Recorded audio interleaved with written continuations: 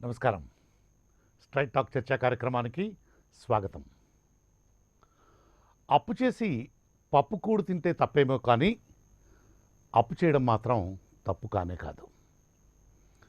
స్థిరమైన రాబడినిచ్చే ఆర్థిక వనరులు లేనప్పుడు వ్యక్తులే కాదు, రాష్ట్ర ప్రభుత్వాలు, చివరకు కేంద్ర ప్రభుత్వం కూడా అప్పులు చేయవలసిందే. అప్పు ఇవ్వడం, తీసుకోవడం లేకపోతే అసలు ఆర్థిక వ్యవస్థలే కుప్పకూలిపోతాయి. ఇక ఆంధ్రప్రదేశ్ అప్పుల విషయానికి వస్తే అది కొంత ప్రమాదకరమైన స్థాయినే తెలియజేస్తూ ఉన్నది.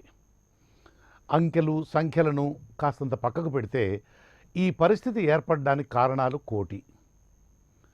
చంద్రబాబు పోతూ పోతూ మళ్ళీ వస్తానో రానో అన్న అనుమానంతో రాష్ట్ర ఖజానాను నీట్గా ఊడ్చేసి వెళ్ళిపోగా సంక్షేమ కార్యక్రమాల మీద ఎక్కువగా దృష్టి పెట్టి మూలధన వ్యయం అంటే తిరిగి ఆదాయం లేదా రాబడి సమకూర్చేటువంటి ఆస్తుల మీద ఎక్కువగా వ్యయం చేయడం లేదనేది జగన్ ప్రభుత్వంపై ఉన్నటువంటి ప్రధానమైన విమర్శ. ఈ విమర్శ, ఆక్రోశం ప్రధానంగా ఎల్లో మీడియాలో నుంచి వస్తున్నటువంటి కారణంగా దానిలోని సత్యాసత్యాలను పక్కకు పెట్టి రాజకీయ కోణాన్ని మాత్రమే చూసే అవకాశం ఉన్నది సామాన్యమైన ప్రజలు. విశ్వసనీయత లేనటువంటి ఆ పత్రికల్లో నిజాలు రాసినా ప్రజలు పట్టించుకునే పరిస్థితి లేదనేటువంటి విషయం పక్కకు పెడితే, అప్పుగా తీసుకువచ్చిన సొమ్ముతో అనుత్పాదక ఖర్చులు చేయడం, వాటికి సంబంధించినటువంటి అసలు వడ్డీ తడిసి మోపడై అడుగు ముందుకు వేయలేనటువంటి పరిస్థితి ఆంధ్రకు ఎంతో దూరంలో లేదన్నది ఒక చేదు వాస్తవం. ఇందుకు పారంపర్యంగా ఎన్నో దశాబ్దాలుగా వస్తున్నటువంటి ఎన్నో కారణాలుండగా కాంగ్రెస్, బీజేపీ పార్టీలు కలిసి అడ్డగోలుగా చేసినటువంటి రాష్ట్ర విభజనే ఈ పరిస్థితికి ప్రధాన కారణం కాగా, ఆ పాపానికి కాంగ్రెస్కు శిక్ష పడిన బీజేపీకి మాత్రం ఆంధ్రప్రదేశ్లో అసలు అస్తిత్వమే లేకపోవడం వల్ల ఆ పార్టీ తప్పించుకోగలిగింది. 65 ఏళ్ల పాటు ఉమ్మడి రాష్ట్ర రాజధానిగా అభివృద్ధి ఆశాంతం హైదరాబాద్లో మాత్రమే కేంద్రీకృతం కాగా, హైదరాబాద్ లేనినాడు తెలంగాణకు ఎలా అయితే శూన్యం మిగులుతుందో ఆంధ్రప్రదేశ్కు ఇంచుమించు అదే పరిస్థితి ఎదురవుతుందన్న జ్ఞానం లేకుండా, హైదరాబాద్ నుంచి వచ్చే ఆదాయంలో 10 ఏళ్ళలో 20 ఏళ్ళలో 2 రాష్ట్రాలకు ఏదో ఒక ప్రాతిపదికన పంచాలన్న బాధ్యత లేకుండా ఎవరికి వారు తమ తమ రాజకీయ ప్రయోజనాల కోసం చేసిన ద్రోహమే ఈరోజు ఆంధ్రప్రదేశ్ ఈ స్థితిలో ఉండటానికి కారణం. ప్రత్యేక హోదాతో అయినా కొంత ఉపశమనం కలుగుతుందనే ఆశ కూడా లేకుండా చంద్రబాబు తన స్వార్థం కోసం హోదాను పణంగా పెట్టి ప్యాకేజ్తో ప్రజలకు పంగనామం పెడితే, బీజేపీ కూడా అదే అదనుగా తందాన పాడటం ఈ దౌర్భాగ్య స్థితికి కారణం. అప్పుల కుప్పగా తయారవుతున్నటువంటి ఆంధ్రప్రదేశ్ ఇంకా ముందు ముందు ఏ స్థితికి చేరుకుంటుందో అన్నదే ఆందోళన కలిగించేటువంటి అంశం. ఇది ఈరోజు స్ట్రైట్ టాక్ చర్చా కార్యక్రమం. ఇక ఈరోజు ఈ చర్చా కార్యక్రమంలో పాల్గొనేందుకు వైఎస్ఆర్సీపీ నుంచి ఆ పార్టీ ప్రతినిధి శ్రీ ఈడా రాజశేఖర్ రెడ్డి,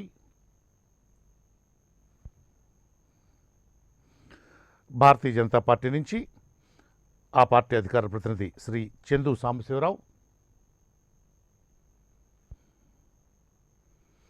ఆర్థిక విశ్లేషకులు శ్రీ పాపారావు, జనసేన తరఫు నుంచి ఆ పార్టీ ప్రధాన కార్యదర్శి శ్రీ బొలిశెట్టి సత్యనారాయణ ఈరోజు ఈ చర్చా కార్యక్రమంలో పాల్గొబోతూ ఉన్నారు. సాంబశివరావు గారు, good evening sir. Good evening sir. ఏమిటి ఎటుపోతున్నాం? అప్పుల్లో చాలా దూసుకుపోతూ ఉన్నాము. రాష్ట్రంలో, దేశంలోనే 4వ స్థానంలో ఉన్నాం. ఏమిటి ముందు ఎందుకంటే చాలా రేవులు కూడా స్థిరమైన ఆదాయం వచ్చేటువంటివి కూడా అమ్ముకున్నాం. కృష్ణపట్నం అమ్ముకున్నాం, గంగవరం అమ్ముకున్నాం, ఇంకా అనేకమైనటువంటి భూములు కూడా అమ్మకానికి పెట్టాము. అమ్ముకోవడానికి ఇంకా భూమి కానీ మరేమి లేనటువంటి పరిస్థితి కూడా రావచ్చేమో ముందు. ఏమిటి పరిస్థితి? ఎలా దీన్ని ఎలా అర్థం చేసుకుంటాం? కృష్ణమోహన్ గారు, మీకు ఈ చర్చలో పాల్గొంటున్నటువంటి పెద్దలు రాజశేఖర రెడ్డి గారికి, పాపారావు గారికి, సత్యనారాయణ గారికి అందరికీ నమస్కారం. ఇక్కడ రాష్ట్రాలు అప్పులు లేదంటే దేశాలు అప్పులు అనే టాపిక్ మరీ రాజకీయ కోణంలోనే మాట్లాడుకోకుండా Hmm. ఉన్న స్థితిగతుల మీద మాట్లాడుకుంటే కొంత క్లారిటీ వస్తుందేమో. అది నెంబర్ 1. గుడ్. నెంబర్ 2, మన రాష్ట్ర విభజన జరిగిన తర్వాత మీ ఇంట్రడక్షన్ లో హైదరాబాదు ఆదాయాన్ని షేర్ చేసుకోకపోవడం, ఇంకా ఇతరత్ర కారణాల వల్ల ఆంధ్రప్రదేశ్ చాలా అన్యాయం జరిగింది Hmm. అనేది ఒకటి ఐడెంటిఫై చేశారు. అవును. అది జరిగి దాదాపుగా 6-7 Hmm. సంవత్సరాలు అయిపోయింది. Hmm. 6 సంవత్సరాలు నిండిపోయినాయి. Hmm. 7 సంవత్సరాలు నిండిపోయింది. అవును. ఈ 7 సంవత్సరాల్లో కూడా Hmm. ఆనాడు మనకి ఆర్థిక లోటు అని ఏదైతే అన్నామో, Hmm. 7 సంవత్సరాల బడ్జెట్స్ లేదా 7 సంవత్సరాల రెవెన్యూతో పోల్చుకుంటే అది ఆల్మోస్ట్ మినిస్క్యూల్, నథింగ్. Hmm. అది మంచా చెడా ఆ రోజున ఎందుకు అలా చేశారు, ఎవరు తప్పు, కాంగ్రెస్ బీజేపీనా ఇంకోటా అనేది, కానీ దానికంటే కూడా Hmm. మనం దాదాపుగా 10 లక్షల కోట్ల బడ్జెట్స్ పెట్టుకున్న తర్వాత కూడా Hmm.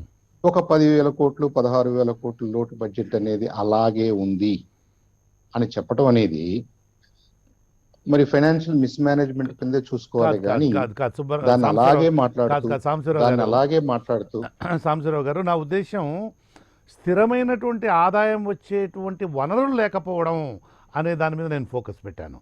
అంటే ఆ చిన్న లోటు, మీరు చెప్పినటువంటి చాలా స్వల్ప మొత్తం, అది ఆ లోటు అనేది పెద్ద అంశం కాదు. స్థిరమైనటువంటి ఆదాయాలు వచ్చేటువంటి వనరులు లేకపోవడం, ఆ వనరుల కల్పన జరగకపోవడం అనేటువంటిది లేకపోవడం. Please go head. అంటే నేను మీరు తప్పు మాట్లాడారని అంటలేదు. అవి ఒక అంశాలు, ఇవి కూడా కొన్ని పాయింట్స్. కొంతకాలం అది మాట్లాడుకున్నాం మనం, మొదట్లో డెఫినెట్ గా మాట్లాడుకున్నాం. ఫస్ట్ 1 or 2 years అది మనకి కన్సర్న్. ఆ తర్వాత కాలంలో మనం ప్రధానంగా చేయాల్సింది ఏంటంటే, మన 13 జిల్లాల్లో ఉన్నటువంటి వనరులు, మన 13 జిల్లాల్లో ఉన్నటువంటి ఆదాయాలు, ఇవన్నీ చూసుకుని కొంత బ్యాలెన్స్ చేసుకుంటూ, మరి కొద్దిగా ప్రోగ్రెసివ్ ఐడియాస్ తోటి డెవలప్మెంటల్ పాత్ లో గనక మనం వెళ్ళుంటే కొంత పరిస్థితి మెరుగయ్యేదేమో. అప్పుడు తెలుగుదేశం ప్రభుత్వం ఏం చేసిందంటే, ఒక పక్కన లోటు, ఆర్థిక లోటు అంటూ మాట్లాడుతూనే అత్యుత్సాహంతో అలివి కాని అంశాలని నెత్తికెత్తుకుని దేన్ని పూర్తి చేయలేక దానికి కావాల్సినటువంటి అప్పులు చేస్తూ, వాళ్ళు కొంత పందేరాలు చేస్తూ మొత్తం మీద కాలం గడిపేశారు. దురదృష్టం ఏంటంటే, ఏదో కొన్ని రోడ్లు వేసి, అది కేంద్ర బడ్జెట్ తోటి నేషనల్ హైవేస్ కానివ్వండి, ప్రధానమంత్రి ఆవాస్ యోజనలో రూరల్ రోడ్స్ కానివ్వండి, అలా వేసినంత మాత్రాన మౌలిక వస్తువులు పెరిగితే ఆదాయ వనరులు పెరుగుతాయి, రాకపోకలు పెరుగుతాయి అన్నమాట నిజమే. కానీ అసలంటూ మనకి ప్రొడక్షన్ పెరగాలి కదా, మనకంటూ నైపుణ్యాలు పెరగాలి కదా, మనకంటూ ఇండస్ట్రియల్ బేస్ పెరగాలి కదా, మనకంటూ జరగాల్సినవి ఏమీ పెద్దగా జరిగినట్టుగా తెలుగుదేశం ప్రభుత్వంలో 5 సంవత్సరాల్లో మనకు కనపడలేదు. ఫోకస్ అంతా కూడా ఇమాజినరీ థింగ్స్ మీద. రాబోయే రోజుల్లో ఒక 20-30 సంవత్సరాల తర్వాత ఈ ఆంధ్రప్రదేశ్ సింగపూర్ లాగా ఎలా అవుద్ది, అమెరికా ఎలా అవుద్ది అనే ఆ ఊహా చిత్రాన్ని సమర్థించుకోవటం, దాన్ని ప్రమోట్ చేసుకోవటంతోనే సరిపోయింది. కానీ ఫిజికల్ గా, రియల్ గా ఈ పెద్దగా ఏం జరిగినట్టుగా మనకు కనపడలేదు. అది ఒక అంశం. కాబట్టి ఆ 5 సంవత్సరాల్లో కొంత అప్పు కూడా చేయాల్సి వచ్చింది. ఎక్కువగానే చేశారు, వాళ్ళు ఏం తక్కువ చేయలేదు. వాళ్ళు కూడా 1,00,000 కోట్లు 1,50,000 కోట్ల మేరకు చేశారు. పాపారావు గారును సత్యనారాయణ గారు యాక్చువల్ నంబర్స్ చెప్పగలరు, because they study these things in detail. రెండోది నేను ఎందుకు పాపారావు గారు అంటున్నానంటే, పాపారావు గారు ఆర్థికంగానే మాట్లాడతారు. రాజకీయ కోణం మనం వెంటనే ఎత్తుకోవాల్సిన అవసరం లేదు. అసలు ఏం జరిగింది అనేది ముందు ఆర్థికంగా మనకు అర్థమైతే, దీనికి రాజకీయ నాయకులు వాళ్ళు తీసుకుంటున్నటువంటి డెసిషన్స్ కూడా కొంత తోడ్పటైనవి. కాబట్టి కొద్ది పరిస్థితి ఇబ్బందికరంగా తయారైంది అనేది వాస్తవం. ఇప్పుడు తెలుగుదేశం చేసిందా, బీజేపీ చేసిందా, లేదంటే జగన్మోహన్ రెడ్డి గారి ఆలోచనలు అలా చేస్తున్నాయి అంటే, ఇవన్నీ కూడా debatable. But let's try to understand. అయిన తర్వాత అలాంటి పరిస్థితుల్లో నుంచి జగన్మోహన్ రెడ్డి గారు సీఎం అయ్యారు. ఈయన కూడా సంక్షేమానికి పెద్దపీట వేస్తూ ఉన్న రిసోర్సెస్ ని సంక్షేమం వైపు తిప్పారు. సంక్షేమం ద్వారా, అంటే బాటమ్ అప్ ఎకానమీ ద్వారా, కొనుగోలు శక్తిని పెంచడం ద్వారా వాణిజ్య వ్యాపార రంగాల్ని బలోపేతం చేస్తూ ఫైనల్ గా ఆ అభివృద్ధిని సాధించవచ్చు అనేది వీళ్ళ ఐడియాలజీ. No problem. దేశంలో ప్రపంచంలో కొన్ని దేశాలు అలా చేస్తాయి, కొన్ని దేశాలు ఇలా చేస్తాయి, కొన్నిసార్లు అలా చేస్తాయి, కొన్నిసార్లు ఇలా చేస్తాయి. అవును. ఒక్కోసారి బాటమ్స్ అప్ ఇంపార్టెంట్ అయితే, కొన్ని రంగాల్లో టాప్ డౌన్ ఇంపార్టెంట్ అవుతుంది. అవును. సో ఏదో మిక్స్డ్ గా వాళ్ళు ప్రయత్నం చేస్తున్నారు. దానికి తోడు కరోనా ఒకటి వచ్చింది, అవును. మనకి ఖర్చు ఎక్కువగా కనిపిస్తుంది, ప్రొడక్టివిటీ తగ్గిపోయింది. ఉమ్. దానివల్ల అధిక భారం, ఇంకా ఎక్స్ట్రా భారం పడి ఉంటుంది. అవును. ఈ పరిస్థితుల్లో ఉమ్. మనం ఈ 2 సంవత్సరాల్లో జగన్మోహన్ రెడ్డి గారి వల్లే ఈ పరిస్థితి ఇలా ఉంది అని అనటానికి కరెక్ట్ కాదు. ఉమ్. దానికి ముందు 5 సంవత్సరాలు, ఉమ్. దానికి ముందు టైంలో కూడా కరెక్ట్. ఈ ఆంధ్రప్రదేశ్ ఉమ్మడి రాష్ట్రంగా ఉన్నప్పుడు కరెక్ట్. కానివ్వండి, కరెక్ట్. విడిపోయిన తర్వాత కానివ్వండి, మనకు ఉన్నటువంటి వనరులకు అనుకూలమైనటువంటి ఆ, వ్యాపార పారిశ్రామిక రంగాల్ని మనం అభివృద్ధి చేసుకోలేకపోయామనేది మాత్రం నిజం. ఉమ్. సో ఇప్పుడు పాలకులు, గతంలో పాలకులకి ఆ షేర్ ఉంది. వాళ్ళు చేయలేకపోయారనే షేర్ అయితే డెఫినెట్ గా దే హ్యావ్ టు బేర్. ఉమ్. దీన్ని కరెక్ట్ చేసుకోవడానికి, ఉమ్. ఈ పరిస్థితిని కరెక్ట్ చేసుకోవడానికి మనం ముందు స్థిరపడాలి. ఉమ్. ఎంతో కొంత మన చేతిలో డబ్బులు ఉన్నాయి అనుకుంటే దాన్ని మనం ఇన్వెస్ట్మెంట్ చేస్తూ పారిశ్రామిక రంగాన్ని కూడా అభివృద్ధి చేసుకోవాల్సిన అవసరం ఉంటుంది. పారిశ్రామిక రంగము అంటే మన 13 జిల్లాల్లో దాదాపు 8 జిల్లాలు, 9 జిల్లాలకి ఈ ఫుడ్ ప్రాసెసింగ్, ఉమ్. ఈ బే మనకి యాక్సెస్ ఉండటం, ఉమ్. సీ పోర్ట్స్ యాక్సెస్ ఉండటం, ఉమ్. ప్రపంచానికి మనం ఒక ఫుడ్ గేట్వేగా తయారు కావచ్చు అని ఏదైతే అంటున్నారో ఉమ్. దాన్ని మనం రియలైజ్ చేసుకోవడానికి ఎలాంటి స్టెప్స్ ముందుకు పట్టలేదు. ఉమ్. అది చేసుకోవాలి. ఉమ్. రెండవది, ఉమ్. దేశవ్యాప్తంగా ఇవాళ వ్యవసాయ బిల్లుల ద్వారా మనకు వచ్చింది ఏంటంటే, ఉమ్. ప్రతి గ్రామంలో కూడా 1-2 ఉమ్. వ్యవసాయ ఉత్పత్తిదారుల సంఘాల ద్వారా ఉమ్. మనం అక్కడ లోకల్ ఇన్ఫ్రాస్ట్రక్చర్ ని పెంచుకోవచ్చు, ఉమ్. ఫుడ్ ప్రాసెసింగ్ యూనిట్స్ ని పెట్టుకోవచ్చు, అవును. వాల్యూ ఎడిషన్ తోటి మనం ఆదాయ వనరులు పెంచుకోవడానికి అవకాశం ఉంది. ఉమ్. ఆ దిశగా దాంట్లో భాగంగా ఉమ్.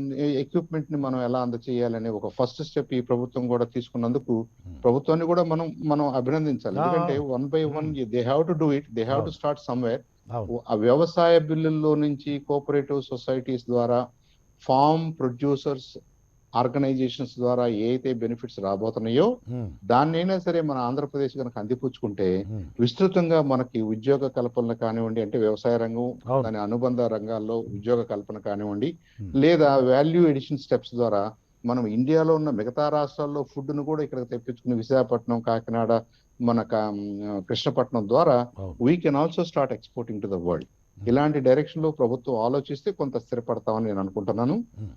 దీనికి పొలిటికల్ విల్ ఉండాలి, ఉమ్. ఉన్న చట్టాలని సద్వినియోగం చేసుకోవాలి, ఉమ్. కేంద్రం ఇచ్చే సహకారాన్ని జాగ్రత్తగా వాడుకోవాలి. ఉమ్. ఇవన్నీ చేసుకుంటూనే మన దగ్గర ఎంతో కొంత డబ్బుల్ని డైరెక్ట్ గా సంక్షేమానికి ఇవ్వద్దని ఎవరు చెప్పలేదు. సంక్షేమానికి కూడా మనం పెట్టాలి. ఉమ్. కానీ సంక్షేమానికి పెట్టే డబ్బులు రావాలన్నా కానీ మనకి ప్రొడక్టివిటీ పెరగాలి. అవును. ఆ రెండు కూడా 2 sides of the same coin కాబట్టి.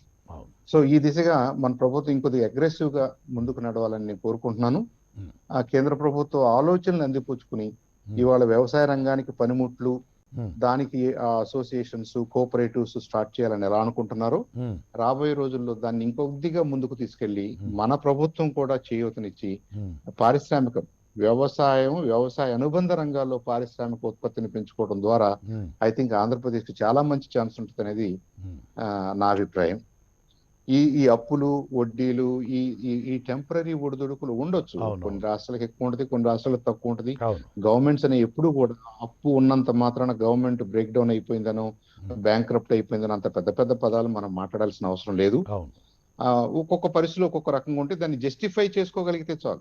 ఆ. ఆనెస్ట్ గా జస్టిఫై చేసుకునే పరిస్థితుల్లో ఉంటే చాలు. మనం ఉమ్. అవసరాల కొద్దీ డబ్బులు తీసుకోకపోవటం, ఉమ్. ఫైనాన్సింగ్ లో రాష్ట్రాలు చేస్తుంది, దేశం చేస్తుంది. ఉమ్. ఇప్పుడు అవకాశం ఉంది కాబట్టి భారతదేశం అప్పు తగ్గించుకుంటుంది. అవును. అవకాశం లేనప్పుడు భారతదేశం కూడా అప్పు చేసింది ఉమ్. గతంలో. ఉమ్. అప్పుడున్న జస్టిఫికేషన్ అప్పుడు ఉంది, ఉమ్. ఇప్పుడున్న అవకాశం ఇప్పుడు ఉంది. ఈ అవకాశాన్ని వాడుకుంటున్నాడు కాబట్టి నరేంద్ర మోడీ గారు బాగా చేయగలుగుతున్నాడు. ఉమ్. అప్పుని కంట్రోల్ చేశాడు, పేమెంట్స్ చేస్తున్నారు, అప్పు తగ్గించుకుంటున్నారు, ఇంటర్నల్ గా ఏదో సర్దుబాటు చేసుకుంటున్నారు. ఇంటర్నల్ గానే మనం స్థిరపడాలని, ఆత్మనిర్భర్ భారత్ అని రకరకాలుగా ఆయన ప్రయత్నాలు ఆయన పాజిటివ్ డైరెక్షన్ లో ఎలా చేస్తున్నారో, ఉమ్. సంక్షేమానికి తోడుగా ఇంకొద్దిగా కొన్ని రంగాల మీద దృష్టి పెట్టడం ద్వారా మన ప్రభుత్వం కూడా అలా పాజిటివ్ గా ముందుకెళ్లే అవకాశాలు మెండుగా ఉన్నాయి. ఎందుకంటే మన రాష్ట్రం ఈజ్ గిఫ్టెడ్. Yeah. మన రాష్ట్రంలో ఏమీ లేదనే భావంతో నేను ఎప్పుడూ ఒప్పుకోలేదు. మన రాష్ట్రానికి 13 జిల్లాల్లో 13 రకాల రిసోర్సెస్ ఉన్నాయి, మ్యాన్ పవర్ ఉంది, ఇన్వెస్టర్స్ ఉన్నారు, ఆలోచన ఉంది, మనకి వరల్డ్ వైడ్ ఎక్స్పోజర్ ఉంది. That's a big plus for us. Yeah. దాన్ని లీడ్ చేస్తే ఇంకొద్దిగా ప్రోగ్రెసివ్ గా, ఇంకొద్దిగా ప్రొయాక్టివ్ గా, అగ్రెసివ్ గా మన ప్రభుత్వం కనుక లీడ్ చేయగలిగితే I think we can come out of this very easily అని నేను అనుకుంటున్నాను. Thank you very much Sambasivarao గారు. రాజశేఖర రెడ్డి గారు ఇదే అంశం మీద. అందరికీ నమస్కారం సార్. ఇప్పుడు అప్పుల గురించి మాట్లాడారు చందు సాంబశివరావు గారు చాలా చక్కగా, అంటే ఒక విద్యావేత్తగా, ఎంతో అనుభవం ఉన్న నాయకుడిగా, అంటే పొలిటికల్గా మాట్లాడుకునే బదులుగా ఉన్న రియాలిటీ గురించి మాట్లాడు, దానికి ఆయనకు అభినందనలు కూడా ఇస్తున్నాము. అయితే ఒక మాట అన్నారు, చాలా చక్కని మాట అన్నారు, పొలిటికల్ డైమెన్షన్లో కాకుండా నాన్ పొలిటికల్గా రియాలిటీలో మాట్లాడారు. అది అభినందనీయం. ఎందుకంటే దానివల్ల ఫాయిదా ప్రజలకు వచ్చేది లేదు, పోయేది లేదు, ఎవరికి ఏం ప్రయోజనం లేదు, కనీసం చూసేటువంటి వీక్షకులకు కూడా ఏముండదు. అవును సార్. అయితే సార్ ఇప్పుడు మనం ఇప్పుడున్న అప్పుల గురించి మాట్లాడేటప్పుడు గతంలో అసలు ఏంటి పరిస్థితి, మనం జగన్మోహన్ రెడ్డి గారు ప్రభుత్వాన్ని చేపట్టే ముందుకి అసలు ఏం జరిగింది అనేది ఒక 2 ముక్కల్లో చెప్తాను సార్. సో దానికి అనుగుణంగా అసలు ఇప్పుడు ఏం జరుగుతుంది, దాన్ని మేము ఎలా జస్టిఫై చేసుకుని దాని నుంచి బయటికి రాగలుగుతున్నాం అనేది చెప్తాను సార్. మీరు చార్టెడ్ అకౌంటెంట్ అనేటువంటి విషయం ప్రేక్షకులకు కూడా తెలియాలి, అది కనపడాలి, మాకు కనపడాలి. ఇప్పుడు ఆయన ఎలా అయితే సాంబశివరావు గారు ఆయన చేసుకున్నారో అలాగే మీ చార్టెడ్ అకౌంటెన్సీ యొక్క ఎఫిషియన్సీని మేము చూస్తాం. తప్పకుండా సార్. ఇప్పుడు చంద్రబాబు గారు 2014 అంటే విభజిత ఆంధ్రప్రదేశ్లో తన అధికారం చేపట్టిన తర్వాత చంద్రబాబు గారు స్వయంగా ఇచ్చిన స్టేట్మెంట్ ఏంటంటే, ఇది 10th November 2016 2016 నవంబర్లో ఉద్యోగులకు జీతాలు ఇవ్వడానికి కూడా డబ్బులు లేవు. ఇది చంద్రబాబు గారు ఒక విత్ 40 years ఎక్స్పీరియన్స్ చెప్పిన మాటలు. తర్వాత సిఏజీ అంటే controller and audit general, central government యొక్క సంస్థ, ఆడిట్కి సంబంధించింది. ఆ రిపోర్ట్లో ఏం మెన్షన్ చేశారంటే, గత ప్రభుత్వం చంద్రబాబు గారి యొక్క గవర్నమెంట్ యొక్క విధానాల వల్ల ఏపీ ప్రభుత్వం తీవ్రమైన ఆర్థిక సంక్షోభంలో వెళ్ళింది. ఇది సిఎండ్ఏజీ రిపోర్ట్ ఇచ్చిన ఒపీనియన్ సార్. తర్వాత ఇది అంటే ఇంకోటి కూడా వీళ్ళ ఓన్ పచ్చపత్రిక ఏదైతే ఈయన భుజాల మీద నిత్యం వస్తూ ఉంటుంది. సో ఈనాడు పత్రికలో రాసింది ఏంటంటే సార్, ఇది 20 ఆగస్టు 2018 సార్.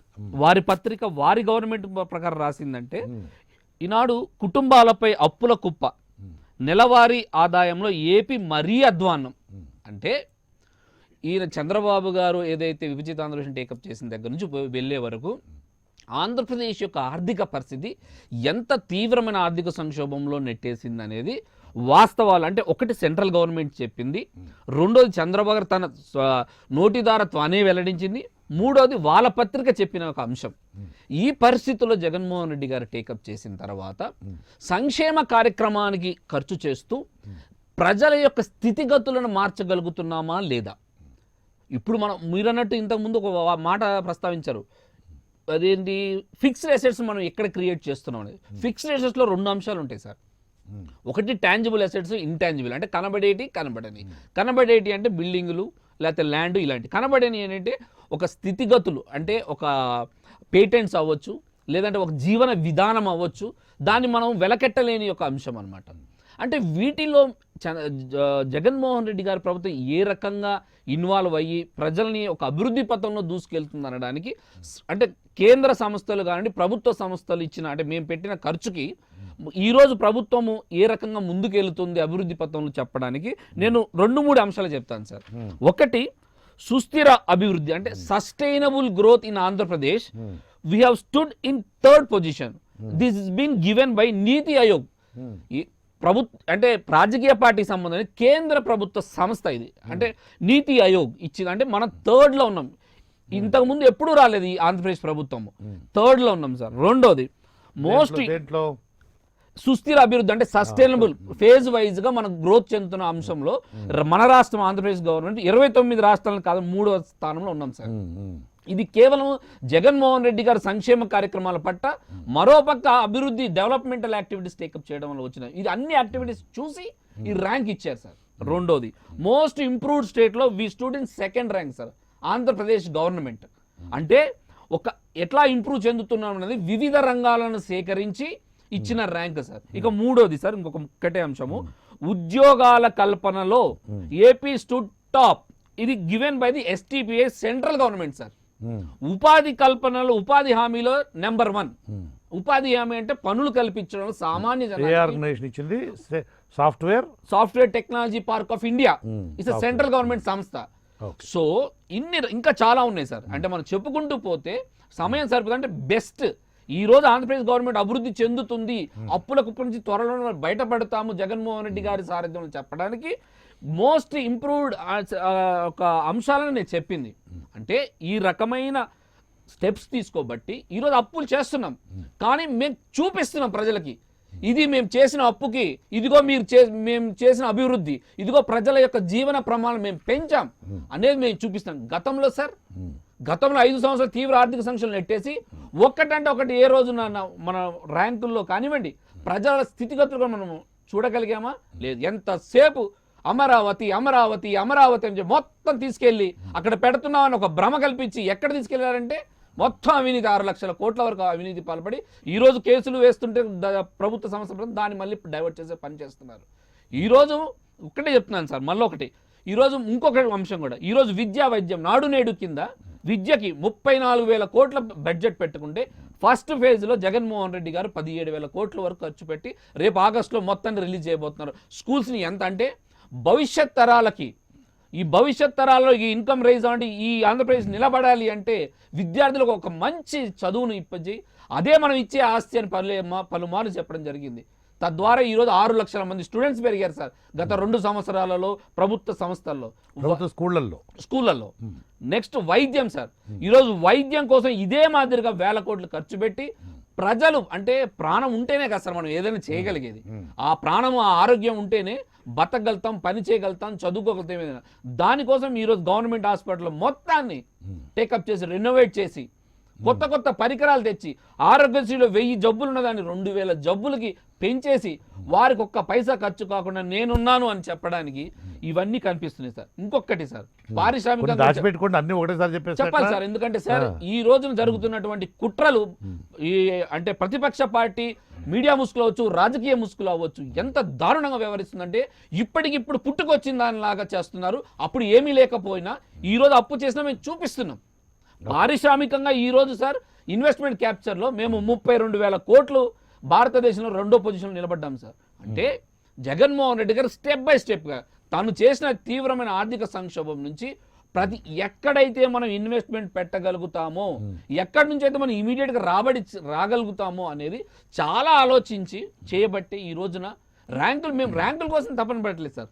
ప్రజలు ఎలా బాగా అభివృద్ధి చెందుతున్నారు, ఈ రాష్ట్రాన్ని ముందు ప్రజలు తీసుకెళ్ళాలి, ప్రతిపక్షంలో ఉండగా భారతదేశం మన రాష్ట్రాన్ని వైపు చూడాలని ఏ తాపత్రయంతో అయితే ఆయన టేకప్ చేశారో ఆ తాపత్రయంలో భాగంగా ఈరోజు అప్పులు చేస్తున్నాం. మేమేం డినై చేయట్లా. ఇంకొకటి చాలా పెద్ద మేజర్ అచీవ్మెంట్ కూడా ఉంది జగన్మోహన్ రెడ్డి గారి ప్రభుత్వంలో సార్. ఈ పాండమిక్ తోటి, కరోనా సిచ్యువేషన్ విలయంతో, ఈ మహమ్మారితోటి ప్రపంచవ్యాప్తంగా అన్ని దేశాలలో కూడా ప్రజలు అల్లల్లాడిపోతూ ఉంటే మన భారతదేశంలోని ఇతర రాష్ట్రాలలో కూడా ప్రజలు ఆదాయము, ఉపాధి, ఉద్యోగాలు, వ్యాపారాలు, చిన్న చిన్న వ్యాపారాలు అలాంటివన్నీ కూడా కోల్పోయి ఆర్థికంగా అలమటిస్తున్నటువంటి పరిస్థితుల్లో ఇతను దాదాపు 1,00,000 కోట్ల రూపాయలు ప్రజల దగ్గరికి చేర్చగలిగాడు. 1,31,000 కోట్లు. అది చాలా చాలా ప్రశంసనీయమైనటువంటి విషయం. అది కూడా మీరు మీ క్రెడిట్ గా చెప్పుకోవచ్చు. అదే సార్, అంటే మేము ఇంత సంక్షోభంలో ఉండి కూడా ఇంత అప్పుల కుప్ప మా చేతిలో పెట్టిన జగన్మోహన్ రెడ్డి గారు ఒక పద్ధతిగా గ్రాడ్యువల్ గా ఫేజ్డ్ మేనర్ లో ఏ రకంగా మేము వెళ్తున్నాం అనేది చెప్పడానికి ఒక ఉదాహరణగా ఇవి చెప్పాను. ఇంకా చాలా ఉన్నాయి సార్, టైం పర్మిట్ చేయట్లేదు కాబట్టి ఇవన్నీ అంశాలు sir. Thank you very much Rajasekhara Reddy గారు. సార్ సత్యనారాయణ గారు, గుడ్ ఈవినింగ్ సార్. ప్యానెల్లో ఉన్న ప్రజలందరికీ కూడా నమస్కారం అండి.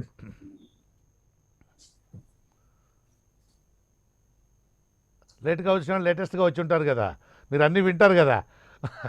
అవును సార్, ఒక్కొక్కసారి ఏం తెలియకపోయినా విన్నదాన్ని కలిపి చెప్పవచ్చు. అన్నిటికంటే ఇంపార్టెంట్ ఏంటంటే రాజశేఖర రెడ్డి గారు ఫారిన్ డైరెక్ట్ ఇన్వెస్ట్మెంట్ కూడా అట్రాక్ట్ చేసాం. అంటే ఇన్వెస్ట్మెంట్ లో కూడా ఆంధ్రప్రదేశ్ పైన ఉందంటే 5,54,000 కోట్లు ఇన్వెస్ట్మెంట్ భారతదేశంలోకి వస్తే గుజరాత్ నెంబర్ 1 1,77,000 కోట్లతో గుజరాత్ నెంబర్ 1 లో ఉంటే అవును ఆంధ్రప్రదేశ్ ఆల్మోస్ట్ అట్టడుగున ఉంది 1975 కోట్లతో 1975 కోట్లు. అవునవును కరెక్ట్ ఇది you are right. Chandrababu Naidu garu 15 లక్షల కోట్లు వచ్చేస్తున్నాయని చంద్రబాబు నాయుడు గారు చెప్పారు. బోల్డ్ అంత డబ్బులు ఖర్చు పెట్టారు. అప్పుడు వచ్చింది 60,000 కోట్లు, 1,00,000 కోట్లు అని చెప్పేసి మన మేకపాటి గౌతమ్ రెడ్డి గారు చెప్పారు. అయితే ఇప్పుడు మనం 2 సంవత్సరాల్లో ఎంత తెచ్చామంటే ఒక 34,000 కోట్లు తెచ్చామన్నారు.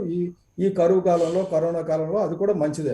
నేను బ్లేమ్ చేయడం లేదు. ఓకే అంటే మనం టాప్ లో ఉన్నాం అనకూడదు. నేను చెప్పింది ఏంటంటే That's right. ఆంధ్రప్రదేశ్కి వచ్చిన దౌర్భాగ్యం ఇది గత ప్రభుత్వం కానీ ఇప్పుడు కానీ మనకి స్పెషల్ కేటగిరీ స్టేటస్ కావాలంటే అభివృద్ధిలో నెంబర్ 1 లో ఉన్నా ఉంటాం. ఆ అంకెలకి గ్రౌండ్ లెవెల్లో అభివృద్ధికి సంబంధం లేదు. ఆ ఉద్యోగాలకి గ్రౌండ్ లెవెల్లో ఉద్యోగాలకి సంబంధం లేదు. కానీ మనం బ్రహ్మాండమైన రిపోర్టులు తయారు చేసి పంపించేస్తుంటాం, బెస్ట్ అవార్డులు వచ్చేస్తుంటాయి.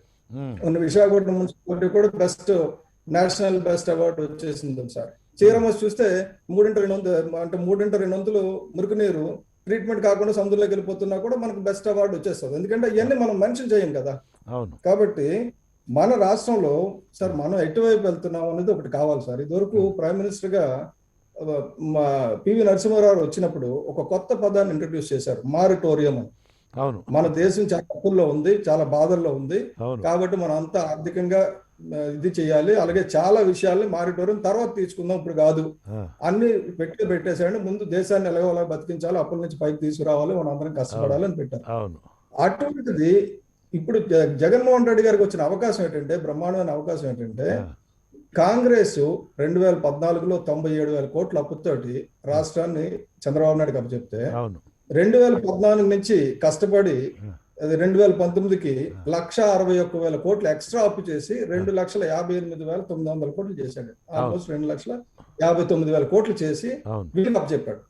అంటే చంద్రబాబు నాయుడు 97 కోట్లని 67 కోట్లు చేసి ఒక 30 కోట్లు తగ్గించాడంటే మనం సంతోషిద్దాం. కానీ ఈయన చంద్రన్న పథకాలని చెప్పేసి 1,60,00,000 ఖర్చు పెడితే 5 ఏళ్ళలో, ఇప్పుడు జగన్మోహన్ రెడ్డి గారు వచ్చి 2 సంవత్సరాల్లోనే 2,00,000 కోట్లు ఖర్చు పెట్టారు. ఇవాళ పాపం బుగ్గన రాజేంద్ర గారు చెప్తారు 2 సంవత్సరాల్లో 1,00,000 కోట్లు మేము సంక్షేమ పథకాలకి డైరెక్ట్ గా ప్రజలకు ట్రాన్స్ఫర్ చేశాము. సరే, ఇప్పుడు కూడా ఎలాగుండాలంటే మన ఆస్తిని బట్టి, మన సంపాదన బట్టి మన ఖర్చు ఉండాలి. మనం ప్రామిస్ చేస్తాం నాకు బైబిల్ కాబట్టి నేను ఇచ్చేస్తానంటే సంపాదించి ఇవ్వండి, తప్పలేదు. కానీ అప్పు చేస్తూ ఇస్తే ఎంతవరకు పోతాం మనం? కానీ సంపాదించి ఇచ్చేదాకా జనం చచ్చిపోతారు సార్. జనం చచ్చిపోతారు, ఉండరు ఈ సంక్షేమ పథకాల ద్వారా. అంటే నేను జగన్మోహన్ రెడ్డి గారిని సపోర్ట్ చేయడంలా, ఆయన ప్రభుత్వాన్ని సపోర్ట్ చేయడంలా. ఈ ఒక్క నిమిషం మీకే అవకాశం ఇస్తాను. ఈ సంక్షేమ పథకాల ద్వారా బెనిఫిట్ పొందేటువంటి వాళ్ళకి 1,000 రూపాయలు అనేది వాళ్ళ జీవితంలో వాళ్ళకు ఒక నెలకు చాలా చాలా చాలా చాలా పెద్ద మొత్తం అవుతుంది సార్. ఒక 2,000 రూపాయలు అనేటువంటిది వాళ్ళ జీవిత గమనాన్నే మార్చివేస్తుంది. అలాంటి అంత ఘోరమైనటువంటి ఇది చాలా దుర్భరమైనటువంటి పేదరికం అనుభవించినటువంటి వాళ్ళకు తప్ప మామూలుగా ఒక స్థాయిలో జీవితం గడుపుతున్నటువంటి విత్ డ్యూ అపాలజీస్ మనలాంటి వాళ్ళకి తెలియదు. కానీ 1,000 రూపాయల్లోనే వాళ్ళ జీవితాలలో పెను మార్పులు వస్తాయి. వీళ్ళు అలా ప్రాణాలు ఉగ్గబట్టుకొని ఏ పరమాత్ముడు వస్తాడా అనుకునేటువంటి దైన్యమైనటువంటి స్థితిలో ఉన్నటువంటి వాళ్ళ బాగు కోసం సంక్షేమ కార్యక్రమాలు అనేవి ఖచ్చితంగా చేపట్టాల్సిందే. అంటే వాటిని వ్యతిరేకిస్తున్నామని కాదనమాట, వాటి అవసరం చాలా ఉంది. Please go head. తప్పనిసరిగా సార్ నేను చెప్పేది ఈ సంక్షేమ పథకాల గురించి కేంద్ర ప్రభుత్వం తిండి ఎంత ఇస్తుంది, రాష్ట్ర ప్రభుత్వం ఎంత ఇస్తుంది, మనం ఎంత అప్పు చేసామని చెప్పి ఆ రకంగా ప్రజల్లోకి తీసుకెళ్లాలి. కానీ ఇదివరకు చంద్రన్న కానుక అంటే ఇప్పుడు జగనన్న కానుక అని చెప్పి వీళ్ళు అప్పు చేసి ఇస్తున్నాం అన్నది ప్రజలకు తెలియాలండి. ఇప్పుడు జగన్ సంపాదించి ఇవ్వడం లేదు, అప్పు చేసి ఇస్తున్నారు అనేది ప్రజలకు తెలియాలి.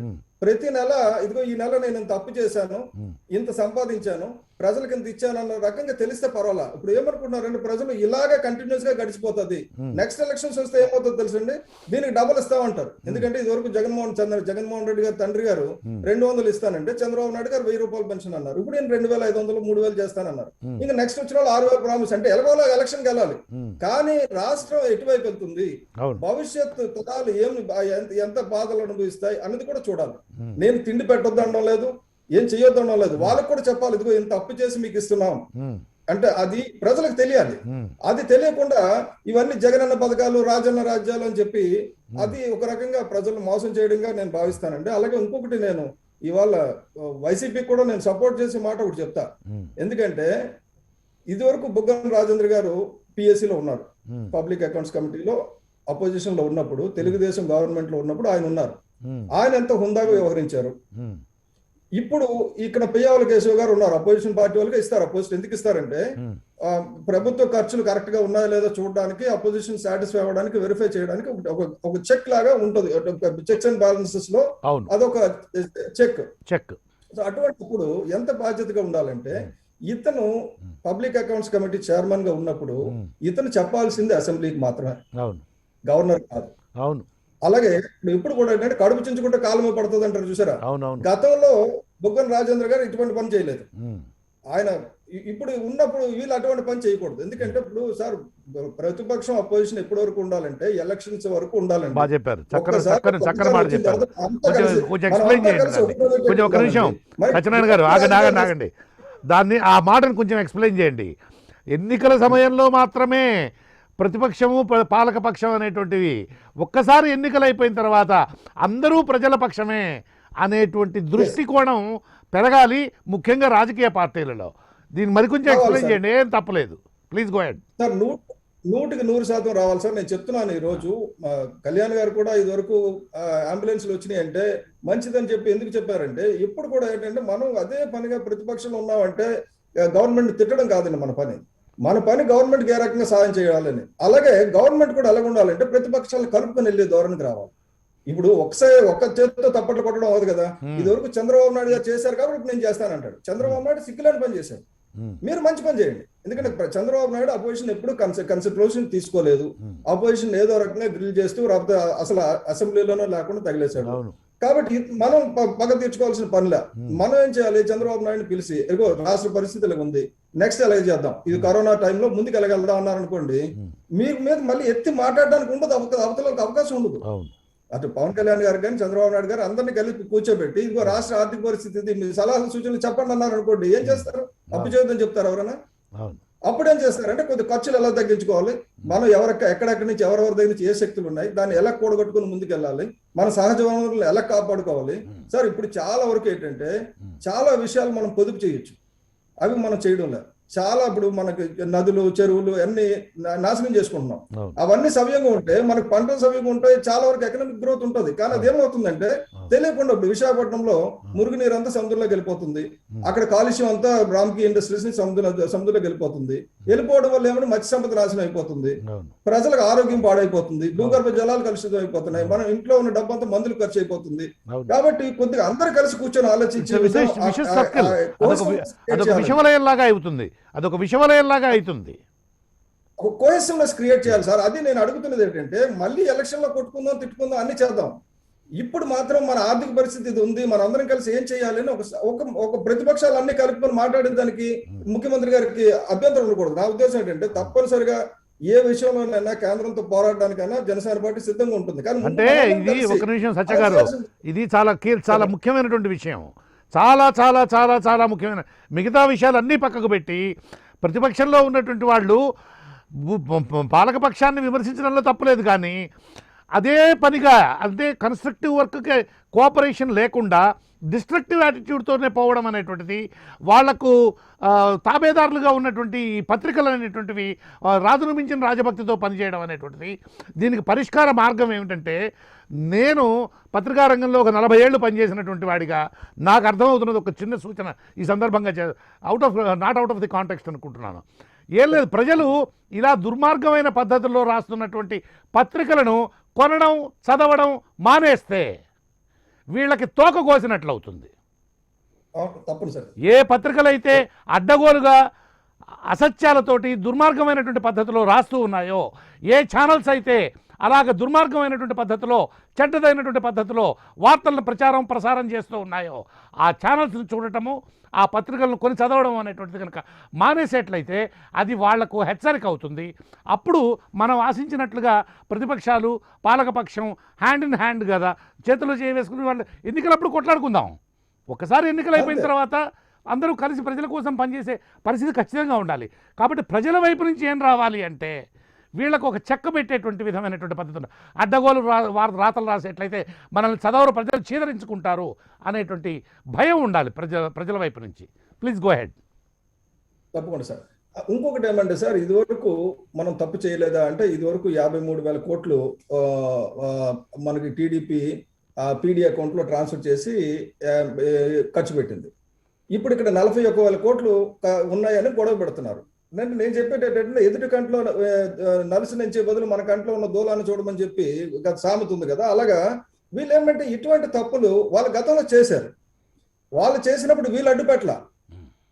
అది కూడా తప్పు. బుగ్గన రాజేంద్ర గారు ఆ రోజే ఎందుకు ఇంత డబ్బు తప్పు అవుతుందో ఇతను కూడా అడిగి ఉండాలి. అతను అడగల. ఇప్పుడు అసెంబ్లీ నడడం లేదు కాబట్టి నేను గవర్నర్ దగ్గరికి వెళ్ళాను అంటాడు ఆయన. కానీ ఇప్పుడు ఇదివరకు మీరు చేయలేదా అంటే చేశారు. నేను చెప్పేది అంటే ప్రజలకు జవాబుదారీగా ఉండాలి సార్. ఒకటి. రెండోది, మీరు చెప్పినట్లు మీడియా కూడా ఇష్యూస్ మీద ఫోకస్ చేయాలండి. పార్టీల మీద కాకుండా, మిగతా వ్యక్తిగత విషయాల మీద కాకుండా ఒక ఇష్యూని తీసుకుని దాని డీప్ అండర్స్టాండింగ్ ప్రజలకు ఇచ్చేటట్టయితే డెఫినెట్ గా ప్రజలు కూడా మేల్కొంటారు. ఇప్పుడు నేను చెప్పింది, ప్రజలకి డబ్బులు ఇవ్వడం తప్పు కాదు. ఈ టైంలో డబ్బులు ప్రభుత్వం ఇస్తాడు, భగవంతుడు ఇవ్వడు కదా, ఇవ్వడం తప్పు కాదు. కానీ అప్పుడు ఏం చెప్పాలంటే, ఇది జగన్ అన్న చెప్పాడు కాబట్టి ఇస్తున్నాడు కాదు, ఇగో ఇంత అప్పు చేసి ఇస్తున్నాం అని చెప్పాలా. ఇదివరకు చంద్రబాబు నాయుడు ఇంత చేశాడు, అంతకుముందు కాంగ్రెస్ ఇంత అప్పు చేసింది, రాష్ట్రం ఈ పరిస్థితిలో ఉందని చెప్పాలి.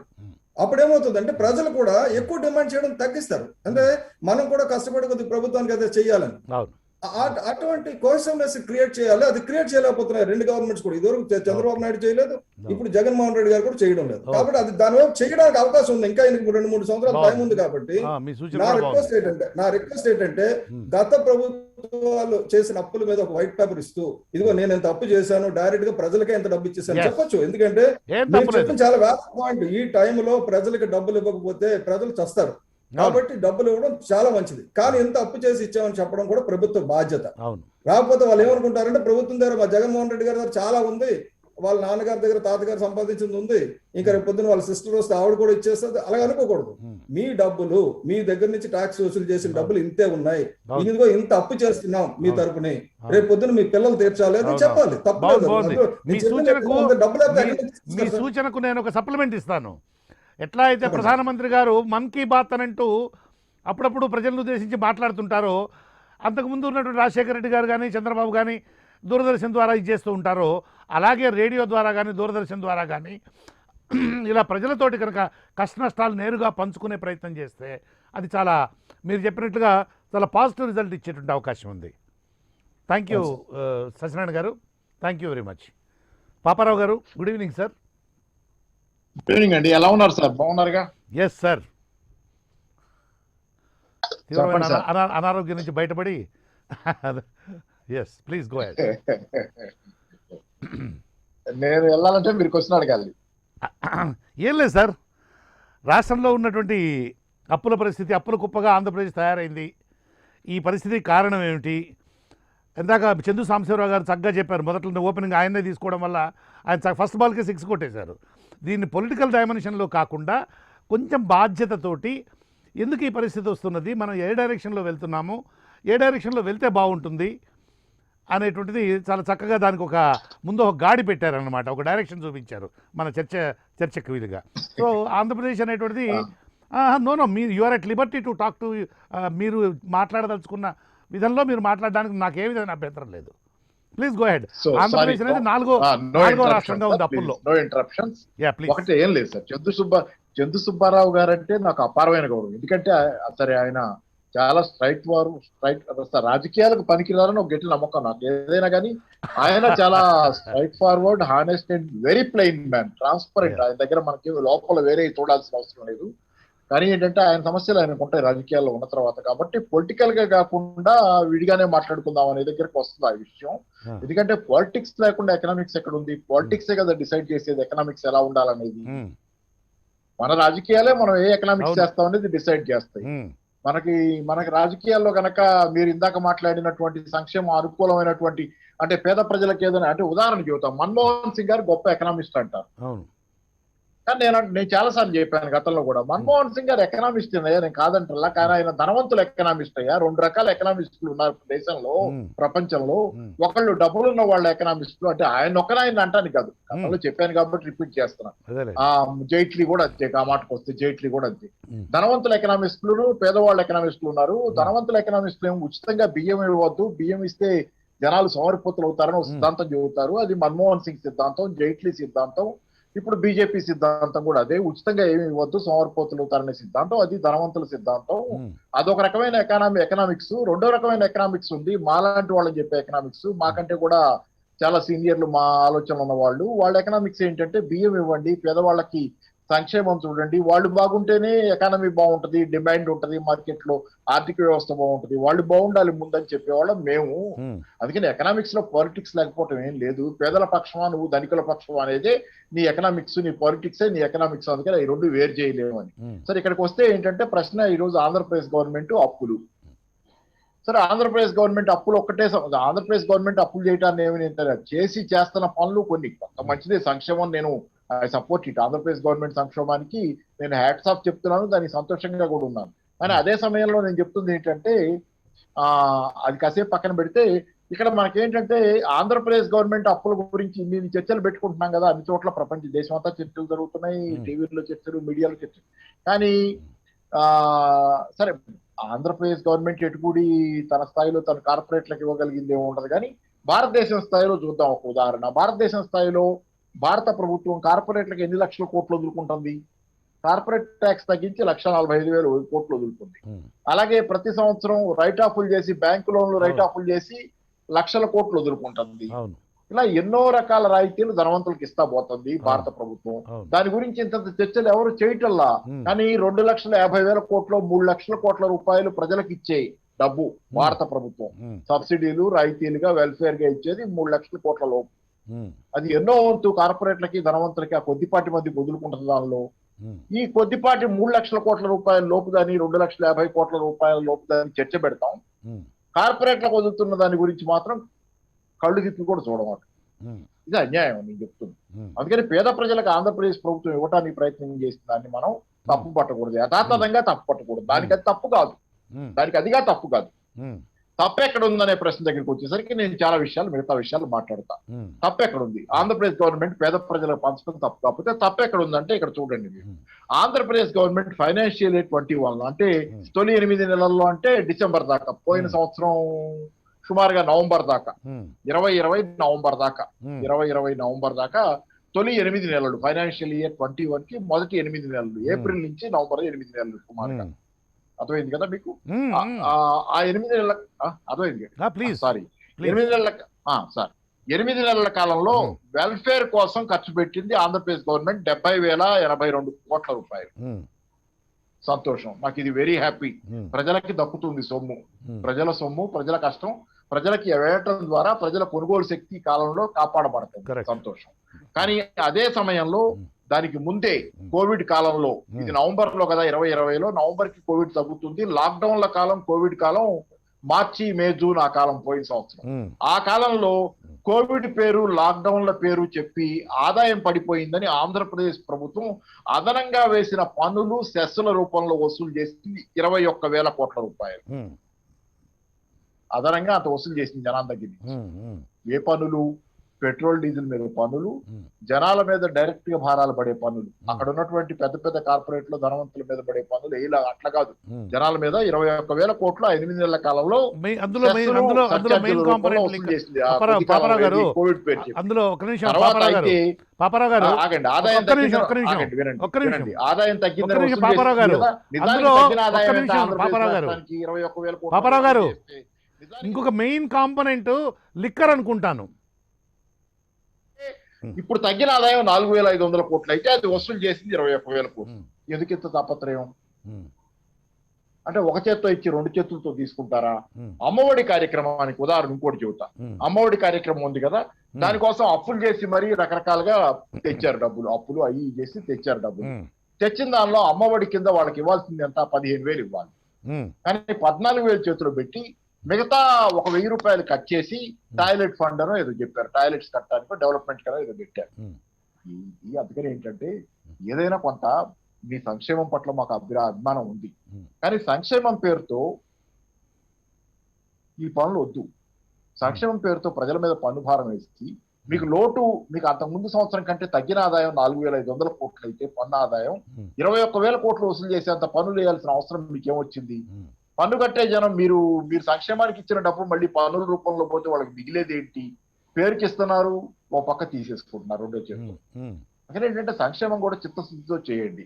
తర్వాత ఇక అప్పుల వ్యవహారం చూస్తే ఏది మన ఆంధ్రప్రదేశ్ గవర్నమెంట్ అప్పులని గొడవ ఉంది కదా. ఆంధ్రప్రదేశ్ గవర్నమెంట్ అప్పుల విషయం చూస్తే కొన్ని వివరాలు చెప్తాను. ఇక్కడ ఏంటంటే ఉదాహరణకి ఆంధ్రప్రదేశ్ విభజన అంటే 2014 జూన్ నాటికి ఆంధ్రప్రదేశ్ కి వచ్చిన అప్పు, విభజనలో వాటాగా వచ్చిన అప్పు ఏపీకి 97,000 కోట్లు. 2019 మార్చి నాటికి చంద్రబాబు దిగిపోయే నాటికి పూర్తిగా ఉన్నటువంటి అప్పు 2,58,928 కోట్లు. అంటే ఆయన 5 సంవత్సరాల్లో చేసిన అప్పు ఆ కొత్తగా పాత 2014లో వారసత్వంగా వచ్చింది కూడా తీసేస్తే 97,000 కోట్లు. ఆయన 5 సంవత్సరాల్లో చేసిన అప్పు 1,61,928 కోట్లు ఆయన అప్పు చేశారు. అంటే సంవత్సరానికి ఆయన చేసిన అప్పు 32,385 కోట్ల రూపాయలు ఆయన 5 సంవత్సరాల కాలంలో సంవత్సరానికి చేసుకుంటూ వచ్చారు అప్పు. సరే, ఇప్పుడు చూద్దాం తర్వాత టోటల్ అప్పు. ఇప్పుడు నవంబర్ 2020 పాత లెక్కే కొంచెం 7 నెలల క్రితం ఏమనుకోకండి, ఈ వైసీపీ ఉండగా అప్పటికి అప్పు ఎంతకు చేరింది? 3,73,140 కోట్లకి చేరింది.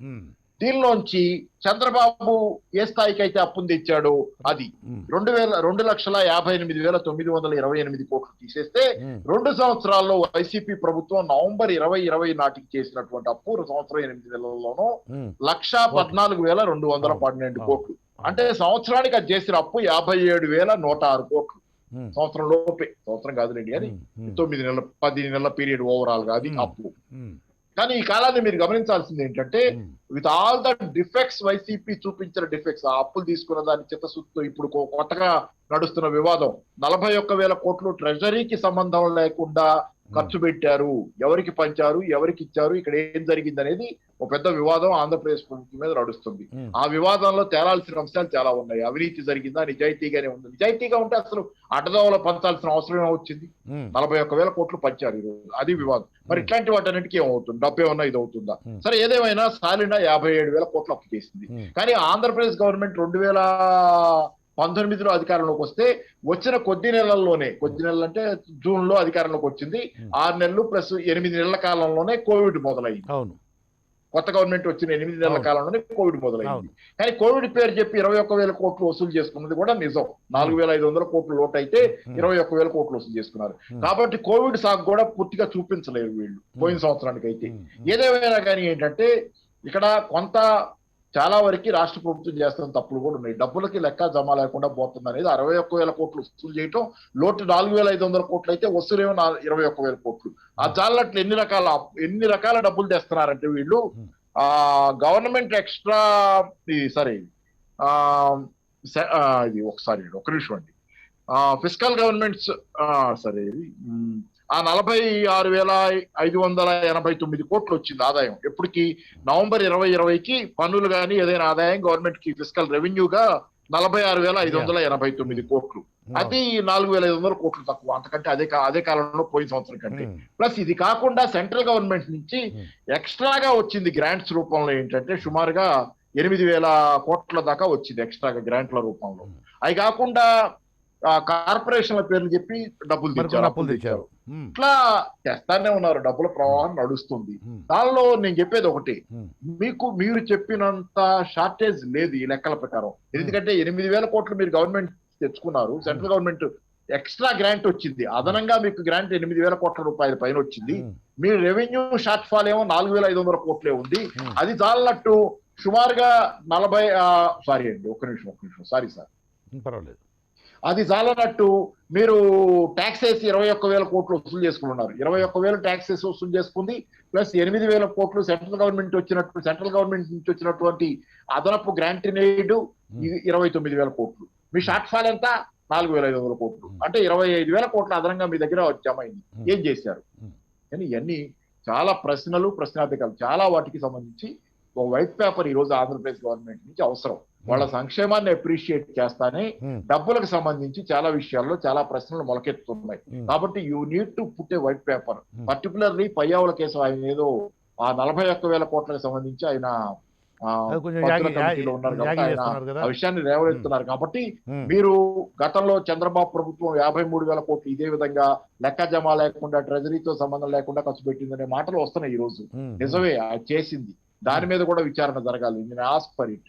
మీరు మీ 41,000 కోట్ల మీదే కాదు, అయిపోయి 5 ఏళ్ళు అయి ఉండొచ్చు, లేకపోతే 3 ఏళ్ళు అయి ఉండొచ్చు, 4 ఏళ్ళు అయి ఉండొచ్చు, 2 ఏళ్ళు అయి ఉండొచ్చు. కానీ చంద్రబాబు గవర్నమెంట్ లో లెక్క జమ లేకుండా, ఒక పద్ధతి లేకుండా, ట్రెజరీ ద్వారా కాకుండా ఖర్చు పెట్టిన 53,000 కోట్లు ప్లస్ ఈ ఒక్క 40,000 కోట్ల మీద కూడా విచారణ జరగాలి. అది మాత్రమే చాలదు. నేను అడుగుతుంది ఏంటంటే, నైతికంగా బీజేపీ ప్రభుత్వం కూడా ఒక ప్రశ్న కలిగి ఉంది. వీళ్ళ మీద ఇట్లా మాట్లాడుతున్నారు, మీరు ఈ డబ్బులు ఎలా ఖర్చు పెట్టారు, ఈ డబ్బులు అడ్డగోలుగా ఖర్చు అయింది. అదే సందర్భంలో నేను బీజేపీ కూడా ఒక ప్రశ్న, సాంబశివరావు గారు ఉన్నారు కాబట్టి, పిఎం కేర్స్ లో ఎంత డబ్బులు వచ్చినాయో ఇవాళ ఎవరికైనా చెప్పారా? మీరు చెప్పరు. కానీ మీరు వచ్చి మాత్రం ఆంధ్రప్రదేశ్ గవర్నమెంట్ అవకతవకల గురించి, కేసీఆర్ అవినీతి గురించి ఇన్ని మాట్లాడతారు. మీరు ఈ దేశంలో ఏ పార్టీని ప్రశ్నించే నైతికత ఉంది? ఒక్క ప్రజలకు మాత్రమే పార్టీని నిలదీసే నైతికత ఈ రోజు ఈ దేశంలో ఉంది. ప్రజలకి తప్పితే ఎవరికి ఒక పార్టీ మీద ప్రశ్నలు వేసుకోవడం కేవలం ఎన్నికల్లో మైలేజ్ కోసం, ఓట్ల కోసం, రేపు పొద్దున ఎన్నికలు వస్తే మేము గెలవాలంటే రెండో వాడిని 4 మాటలని వాడి మీద ఎక్కువ బురద జల్లితే మన మీద వాడు జల్లిన దానికంటే గెలుస్తాం.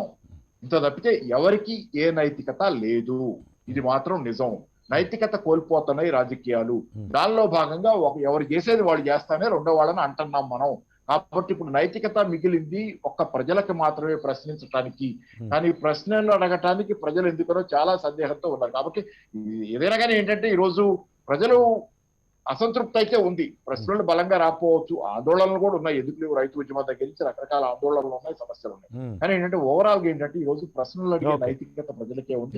ఒక రాజకీయ పార్టీ ఇంకో రాజకీయ పార్టీని ప్రశ్నిస్తుందంటే కేవలం తను చేస్తుందనంతా పూర్తిగా మర్చిపోయి, అంతరాత్మని 1000 పొరల అడుగున కప్పి పెట్టుకొని తనని తను చూసుకోకుండా ఎదుటి వాళ్ళని మాత్రమే చూడటానికి, తన కంట్లో ఉన్న దూలాన్ని కాకుండా ఎదుటివాడి కంట్లో ఉన్న నలుసును చూసే ఈ రోజు రాజకీయ party. Okay, thank you very much for your exhaustive analysis Paparao గారు. సాంబశివరావు గారు, పాపారావు గారు చేసినటువంటి దానికి ఏమైనా రెస్పాండ్ అవుతారా? Please go head. And at the same time ఇంకొక దాని మీద కూడా మీరు రెస్పాండ్ కండి. అదేమిటంటే, ముఖ్యంగా మీకు సంబంధించినటువంటి ప్రశ్న అది. ప్రపంచంలో కోవిడ్ సందర్భంగా ప్రపంచంలోని అనేక దేశాలలో ప్రజల ఖాతాలలో ఉచితంగా డబ్బులు జమ చేసి ప్రజల కొనుగోలు శక్తి పెంచడం ద్వారా ఎకానమీని దారిలోకి తీసుకొని వచ్చేటువంటి ప్రయత్నాలు జరుగుతూ ఉన్నాయి ప్రపంచంలోని అనేక దేశాల్లో, ఇంక్లూడింగ్ ది క్యాపిటలిస్ట్ యుఎస్ఏ. కానీ మన దగ్గర శుష్క వాగ్దానాలు, శూన్యహస్తాలు మాదిరిగా 20 లక్షల కోట్లు అన్నారు, అదొక బోగస్. 6.29 lakh crores అన్నారు, 6.29 లక్షల కోట్లు అన్నారు, అది ఒక బోగస్. ఎక్కడా కూడా ప్రజలకు డబ్బు సహాయం చేసినటువంటి పరిస్థితి అనేటువంటిది కనపడటం లేదు. ఆ రకంగా ఇక్కడ జగన్మోహన్ రెడ్డి ప్రభుత్వాన్ని ఖచ్చితంగా మనం అప్రిషియేట్ చేయాల్సినటువంటి అవసరం కూడా ఉంది. వీటికి కూడా రెస్పాండ్ కండి. పాపారావు గారు మీద రైజ్ చేసినటువంటి అంశాలతో పాటు వీటికి కూడా రెస్పాండ్ కండి. Please go head. పాపారావు గారి డీటెయిల్స్ కు తోడుగా ఆయన మీరు అడిగిన ప్రశ్నలకు కూడా ఆయన సమాధానం ఉంటుంది. ఆయన దగ్గర నంబర్స్ ఉంటాయి. నంబర్స్ నా దగ్గర లేవు కాబట్టి పాపారావు గారు ఇంకొద్ది టైం తీసుకుంటారు. ఈ గ్యాప్ లో ఆయన నంబర్స్ చెప్పగలరు. పిఎం కేర్స్ ఎక్కడెక్కడ నుంచి డబ్బులు వస్తున్నాయి, పిఎం కేర్స్ నుంచి ఎటు వెళ్తున్నాయి, పిఎం కేర్స్ మీద వైట్ పేపర్ లేదా డీటెయిల్స్ లేదనేది ఒక డౌట్ ఎక్స్ప్రెస్ చేశారు. నా దగ్గర కూడా నిజంగా ఆ నంబర్స్ లేవు. But PM cares is publicly funded and it is providing service to the country. మన దేశంలోనే మన దేశస్తుల కోసమే చేస్తుంది, కానీ అదేం కార్పొరేట్ వ్యవస్థల కోసమో లేదంటే ఇంకెవరికో చేయట్లేదు అనేది నా నమ్మకం. ఆ నంబర్స్ ఏమైనా ఉంటే మనం వెరిఫై చేద్దాం. నంబర్ 2, మీరు అడిగిన ప్రశ్న, కష్టకాలంలో ప్రజలకు డైరెక్ట్ గా డబ్బులు ఇవ్వటం ద్వారా వాళ్ళ కొనుగోలు శక్తి పెరుగుతుంది. ఫస్ట్ వాళ్ళు నిలబడగలుగుతారు, తద్వారా కొనుగోలు శక్తి, తద్వారా మిగతా అన్ని మంచి జరుగుతుంది. కాబట్టి బాటమ్స్ అప్ అప్రోచ్ లో ప్రభుత్వాలు ఆ ప్రయత్నాలు చేస్తాయి. మన ప్రభుత్వం, మన రాష్ట్ర ప్రభుత్వం ఆ ప్రయత్నం చేస్తుంది. అది నేను ముందుగానే చెప్పాను. కేంద్ర ప్రభుత్వం కూడా అదే ప్రయత్నం చేస్తుంది. ఇది రైతు సమ్మాన్ నిధి కింద సంవత్సరానికి 6,000 రూపాయలు రైతు ఫ్యామిలీస్ కానీ, అలాగే ఇప్పుడు మనం ఎక్కడైతే ఏ స్కీమ్లో అయితే రాష్ట్ర ప్రభుత్వం సహాయం చేయడానికి ట్రై చేస్తుందో ఈ స్కీమ్స్ అన్నిటిలో కూడా కేంద్ర ప్రభుత్వం పోర్షన్ కూడా ఉంటుంది. కాబట్టి పాపారావు గారు అనుకున్నట్టుగా పేదలకు సహాయం చేయటం అనే దాంట్లో భారతీయ జనతా పార్టీ కూడా చొరవ తీసుకుని తగిన విధంగా చేస్తుంది అనేది నా అబ్జర్వేషన్. ఇక రెండోది, ఈ కష్టకాలంలో మరి కేంద్ర ప్రభుత్వం ఏం చేసినట్టు అనే ప్రశ్నకి 2014లో నరేంద్ర మోడీ గారు ప్రధానమంత్రి అయినప్పుడు మన దేశ ఆర్థిక పరిస్థితి ప్రధానంగా 2 అంశాలు. మనం ఇతర దేశాలతో ఇంటర్నేషనల్ ఇన్స్టిట్యూషన్స్తో లేదా ఆంతరంగికంగా with in the country central గవర్నమెంట్కు ఉన్నటువంటి అప్పు భారం ఎంత, ఒక నంబర్ వస్తుంది. అది 7 సంవత్సరాల తర్వాత ఇప్పుడు ఆ అప్పు పరిస్థితి ఏంటి అంటే ఎంత అప్పుని మనం ఎంత అప్పులు తీర్చాము, ఏ రకమైనటువంటి, ఒక్క నిమిషం సాంబశివరావు గారు, ఎంత అప్పులు తీర్చాము, ఎన్ని వేల కోట్ల రూపాయలతోటి లేదా లక్షల కోట్ల రూపాయలతోటి డిఫెన్స్ ఎక్విప్మెంట్ ఆర్మరీ అనేటువంటి దిగుమతి చేసుకున్నాము, ఈ రకమైనటువంటి డీటెయిల్స్ కాదు సార్. ఎందుకంటే సామాన్య జనం అనేటువంటి వాళ్ళు చాలా దుర్భరమైనటువంటి పరిస్థితుల్లో, అంటే చివరకు తినడానికి కూడా తిండి లేనటువంటి పరిస్థితుల్లో. మీకు చిన్న ఎగ్జాంపుల్ చెప్తాను. మన తమిళనాడు నుంచి, మన తెలంగాణ నుంచి, కర్ణాటక నుంచి కోవిడ్ 1 టైంలో కాలినడకన బీహార్కి, ఛత్తీస్గఢ్కి, ఉత్తరప్రదేశ్కి, మధ్యప్రదేశ్కి వేలాది జనం, లక్షలాది జనం కాలినడకన పోయినటువంటి పరిస్థితిని మనం చూసాం. నెత్తి మీద బరువులు పెట్టుకొని పిల్లల్ని చేతిలో నడిపించుకుంటూ ఎన్నో హృదయ విదారకమైనటువంటి ఘోరమైనటువంటి పరిస్థితులను చూసాం మనం. అంతటి దుర్భరమైనటువంటి పేదరికం ఉన్నటువంటి ఈ దేశంలో అవసరానికి ఉపయోగపడినటువంటి డబ్బు అది ఏ పాకిస్తాన్ మీద యుద్ధానికో, ఏ చైనా మీద యుద్ధానికో ఇన్ని లక్షల కోట్ల రూపాయలు పెట్టి ఈ ట్యాంకులు తెప్పించాం, ఈ యుద్ధ ట్యాంకులు తెప్పించాం, లేకపోతే ఈ రకమైనటువంటి వాటిని అప్పులు తీర్చాం, పెట్రోల్ అప్పులు తీర్చామని చెప్పడం అనేటువంటిది అది సమంజసం కాదు, సమర్థనీయం కాదు. సాంబశివరావు గారు ప్లీజ్ రెస్పాండ్. సరే, ఆ టైంలో మనం మాట్లాడుకున్నాం, ఆ డిఫికల్టీ గురించి మాట్లాడుకున్నాం. ప్రజలు రాష్ట్రాల్లో ఉంటారు, రాష్ట్రాల్లో ప్రభుత్వాలు ఉంటాయి. కేంద్ర ప్రభుత్వం ఎప్పుడు కూడా మీకు వార్నింగ్ చెప్పగలదు, ముందుగా అలర్ట్స్ ఇవ్వగలదు, అత్యవసర పరిస్థితుల్లో ఎక్స్ట్రా హెల్ప్ చేయగలదే కానీ మన ఫెడరల్ మోడల్లో మన ఊర్లో ఏం జరుగుతుంది అనేది కేంద్ర ప్రభుత్వానికి విజిబిలిటీ ఉండదు, డైరెక్ట్గా ఏమీ చేయలేదు. అది వాస్తవం. ఇంతమంది కాలినడకన రోడ్ల మీద వెళ్తున్నప్పుడు వాళ్ళు ఆయా టౌనుల్లో గుండా, ఆయా గ్రామాల్లో గుండా, ఆయా రాష్ట్రాల్లో గుండానే వెళ్ళారండి. ఆయా గ్రామాల్లోనూ వ్యవస్థలు ఉన్నాయి, ఆయా రాష్ట్రాల్లోనూ వ్యవస్థలు ఉన్నాయి, అక్కడ ప్రభుత్వాలు ఉన్నాయి, వాళ్ళు తీసుకోగలిగిన జాగ్రత్తలు తీసుకోగలరు. కేంద్ర ప్రభుత్వానికి అలర్ట్ ఇవ్వటం కంటే ఆ రోజున చేయగలిగింది ఏమన్నా ఉందా? ఆ రోజున కేంద్ర ప్రభుత్వం చేయగలిగింది ఏమైనా ఉందా? నరేంద్ర మోడీ గారు కళ్ళు మూసుకున్నాడు, నరేంద్ర మోడీ గారు ఈ నడుస్తున్న వాళ్ళకి ఏమీ చేయలేదనే మాట తప్పితే వాళ్ళు ప్రయాణం చేస్తున్న రోడ్డుల మీద ఉన్నటువంటి ప్రభుత్వాలు ఏం చేయగలిగినాయి? అది ఉమ్మడిగా అందరం ఫెయిల్ అయ్యాను, దానికి నేను ఒప్పుకుంటాను. ఉమ్మడిగా అందరం ఫెయిల్ అయ్యాను అంటంలో నా భావన ఏంటంటే ఇది ఒక విపత్తు, అంచనాలకు మించినటువంటి విపత్తు. దాన్ని కంట్రోల్ చేయడంలో, మేనేజ్ చేసుకోవడంలో మన దేశంలో ఉన్న పరిస్థితులు ప్రాబబ్లీ ఆ రోజున సరిపోలేదు కాబట్టి భయాందోళనకు గురయ్యారు, కొంతమంది ఇబ్బంది పడ్డారు. దాన్ని మనం ఫ్యూచర్లో మళ్ళీ రిపీట్ కాకుండా చేసుకోవాల్సిన అవసరం, బాధ్యత మనందరి మీద ఉంటుంది. రెండోది ఏమంటున్నానంటే నేను ఎందుకు కేంద్రం బడ్జెట్లో అంటే కేంద్రం యొక్క ఫిస్కల్ రెస్పాన్సిబిలిటీని కూడా గమనంలోకి తీసుకుని పాపారావు గారు అన్న మాటను మనం పరిశీలించాలంటున్నాను. పాపారావు గారు అన్న స్టేట్మెంట్ నేనేమి తప్పుపట్టలేదు. ఏ ఏ పరిస్థితుల్లో అప్పు తగ్గుతుంది, ఏ ఏ పరిస్థితుల్లో అప్పు పెరుగుతుంది, ఏ ఏ పరిస్థితుల్లో మనం ప్రజలకు సహాయం చేయగలుగుతున్నాం లేదా ఇన్వెస్ట్ చేయగలుగుతున్నాం అనేది ఒక బ్యాలెన్స్ షీట్ గానే చూడాలి, కానీ ఐసోలేటెడ్ గా చూస్తే మనకు ఆన్సర్ ఎప్పటికీ రాదండి. అదే ఇందాక సత్యనారాయణ గారు కూడా చెప్తూ ఆయన ఏమంటున్నారంటే ఐసోలేటెడ్ గా మనం చూడొద్దు, ఏ ఏ పరిస్థితుల్లో మనం ఈ పనులు చేస్తున్నాం అనేది గమనించుకోవాలి.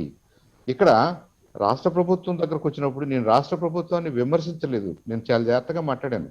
ఎందుకంటే వాళ్ళు ఫ్రెష్ గా వైట్ బోర్డుతో స్టార్ట్ చేయలేదు, వాళ్ళు కొంత ఆర్థిక భారంతోనే స్టార్ట్ చేశారు. ఆర్థిక భారం అన్నప్పుడు చంద్రబాబు నాయుడు గారు 90 వేల చిల్లర కోట్లతో అప్పుతో ఆయన స్టార్ట్ చేస్తే వెంటనే దాన్ని సర్వీస్ చేసుకోవాల్సిన రెస్పాన్సిబిలిటీ కూడా అదే, ఆయనదే, ఆ ప్రభుత్వందే. సో 98ని మనం 98గా ఉంచగలమా? 98కి సర్వీస్ చేస్తూ అంటే ఇంట్రెస్ట్లు కట్టుకుంటూ దాన్ని ఏమన్నా కొద్దిగా తగ్గించగలమా? ఏం చేయగలిగారు? ఆ 98ని సర్వీస్ చేసుకుంటూ తగ్గించలేకపోగా ఇంకొద్దిగా యాడ్ చేయాల్సిన పరిస్థితులు ఆయన కాలంలో ఉన్నాయి. అది నేను తప్పనంటలేదు, అది నిజమని చెప్తున్నాను, అంతవరకే నిజం. రెండవది ఆయన ఏం చేశాడు, 2058 అంటే 2,58,000 కోట్ల మేరకు అప్పుని ఈ ప్రభుత్వానికి అప్పచెప్పాడు అనుకుందాం. అవును. ఇప్పుడు ఈ ప్రభుత్వం దాన్ని సర్వీస్ చేయాలి కదా, ఉమ్. ఆ అప్పుకి వడ్డీలు కట్టాలి కదా, అవును.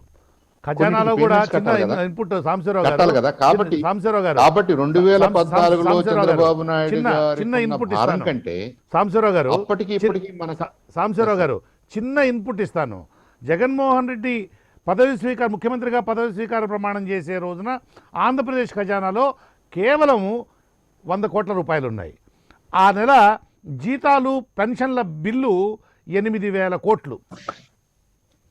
జీతాల కోసము పెన్షన్ల కోసం, అంటే ముఖ్యమంత్రిగా పదవి స్వీకార ప్రమాణం చేయకముందే, అదేదో మనం కాళ్ల పారాణి ఆరకముందే అంటాం చూసారా, ఆ టైప్లో అప్పుల కోసం పరిగెత్తాల్సి వచ్చింది. It's a fact on record. Please go ahead. I appreciate that. నేను అందుకని నేను ఎందుకు జాగ్రత్తగా మాట్లాడుతున్నానంటే I'm talking very responsibly. Correct. ఆయన ఏమి క్లీన్ బోర్డు తోటి 0-0తో వచ్చినా కానీ మెరుగే. అవును. 0-0తో కూడా రాలేదు ఆయన. ఆయన 2,50,000 చిల్లర కోట్ల భారం ఉన్నప్పుడు ఇమ్మీడియట్ గా మీకు వచ్చే హెడేక్ ఏంటంటే దాన్ని మీరు ఎలా సర్వీస్ చేస్తారు, నెలవారీ పేమెంట్స్ ఎలా కడతారు, క్వార్టర్లీ పేమెంట్స్ ఎలా కడతారు. నంబర్ 2, మనకి ట్రెజరీ పేమెంట్స్ ఆబ్లిగేషన్స్ ఉంటాయి. ఎంప్లాయీస్ కి శాలరీ ఇవ్వాలి, మీరు తినకపోయినా కానీ ఆ ఆబ్లిగేషన్స్ చేయాలి, అది కూడా జరగాలి. ఈ 2 జరగడానికి మన రాష్ట్రానికి కావాల్సినంత ఆర్థిక అంటే రెవెన్యూ ఉందా? రెవెన్యూ లేదు. రెవెన్యూ లేని పక్షంలో మనకున్న ఆప్షన్స్ ఏంటి? ఫర్దర్ గా లోన్ తీసుకురావడం, ఎమర్జెన్సీస్ ని సర్దుకోవడం, ఈ ఎమర్జెన్సీస్ ని సర్దుకుంటూనే ఎంతో కొంత సంక్షేమం చేయగలగటం. అవును. కాబట్టి జగన్మోహన్ రెడ్డి గారు వెంటనే ఉన్న అప్పుకు సర్వీస్ చేయాలి, ట్రెజరీ బిల్స్ చూసుకోవాలి, ఎంతో కొంత సంక్షేమాన్ని కూడా అడ్రస్ చేయాలి, బికాస్ దట్ ఈస్ ఎమర్జెన్సీ. ఈ 3 చేస్తూ ఇంకా ఆయనకి మిగిలింది ఏముంది? ఆ మిగిలింది ఏమన్నా ఉంటే కదా లాంగ్ టర్మ్ క్యాపిటల్ ఇన్వెస్ట్మెంట్ లోకి వెళ్ళగలరు. అవును, బాగా చెప్పారు. కాబట్టి ఈ రాష్ట్రానికి ఉన్నటువంటి పరిధుల్లో ఈ రాష్ట్రంలో ఉన్న ప్రతి రూపాయిని కూడా వీళ్ళు కొద్దిగా బాధ్యతాయుతంగానే స్పెండ్ చేస్తున్నారంటలో నాకేం సందేహం లేదు. Very good. అయితే పాపారావు గారి పాయింట్ ఏంటంటే అప్పు ఎందుకు పెరుగుతుంది అనే దాంట్లో నాకు ఇబ్బంది లేదు, మీరు దాని ద్వారా మీరు ట్యాక్సెస్ కూడా పెంచారు కదా అంటున్నారు. ఇది సమ్ టోటల్ చూడాలి, మనం విడివిడిగా చూడటానికి లేదు. అంత ట్యాక్సెస్ పెంచినా ఇంకా అప్పు చేయాల్సిన పరిస్థితి రాష్ట్రంలో ఉంది అనేది మనం గమనించుకోవాలి. ఇక మూడో సమస్య ఏంటంటే అసలు ఇప్పుడు ఈ డిస్కషన్ కి సమస్య ఇదంతా ఎక్కడి నుంచి వచ్చింది? మీకు ఈ ఐడియా ఎక్కడి నుంచి వచ్చింది? 41,000 కోట్ల రూపాయలు అకౌంటింగ్ లో ఏదో క్లారిఫికేషన్ అడిగారు, కాగు వాళ్ళు కొన్ని రెడ్ ఫ్లాగ్స్ రైజ్ చేశారనేది పయ్యావుల కేశవ్ గారు అభియోగం. ఒక్క నిమిషం సాంబశివరావు గారు. ఓకే సాంబశివరావు గారు, ఆ విషయాన్ని మీరు చెప్పబోయే ముందు ఓ చిన్న బ్రేక్ తీసుకుందాం. స్ట్రైట్ టాక్ చర్చా కార్యక్రమానికి తిరిగి స్వాగతం. సాంబశివరావు గారు, మిత్రులు సాంబశివరావు గారు వేరే దీని మీద ఉన్నారు. రాజశేఖర రెడ్డి గారిని ఎందాక రైజ్ చేసినటువంటి చాలాసార్లు మీరు ఆన్సర్ ఇవ్వడం కోసం, మీ మీద వచ్చినటువంటి వాటికి ఆన్సర్ ఇవ్వడం కోసం అవకాశం కోసం అడుగుతున్నారు. Please go head.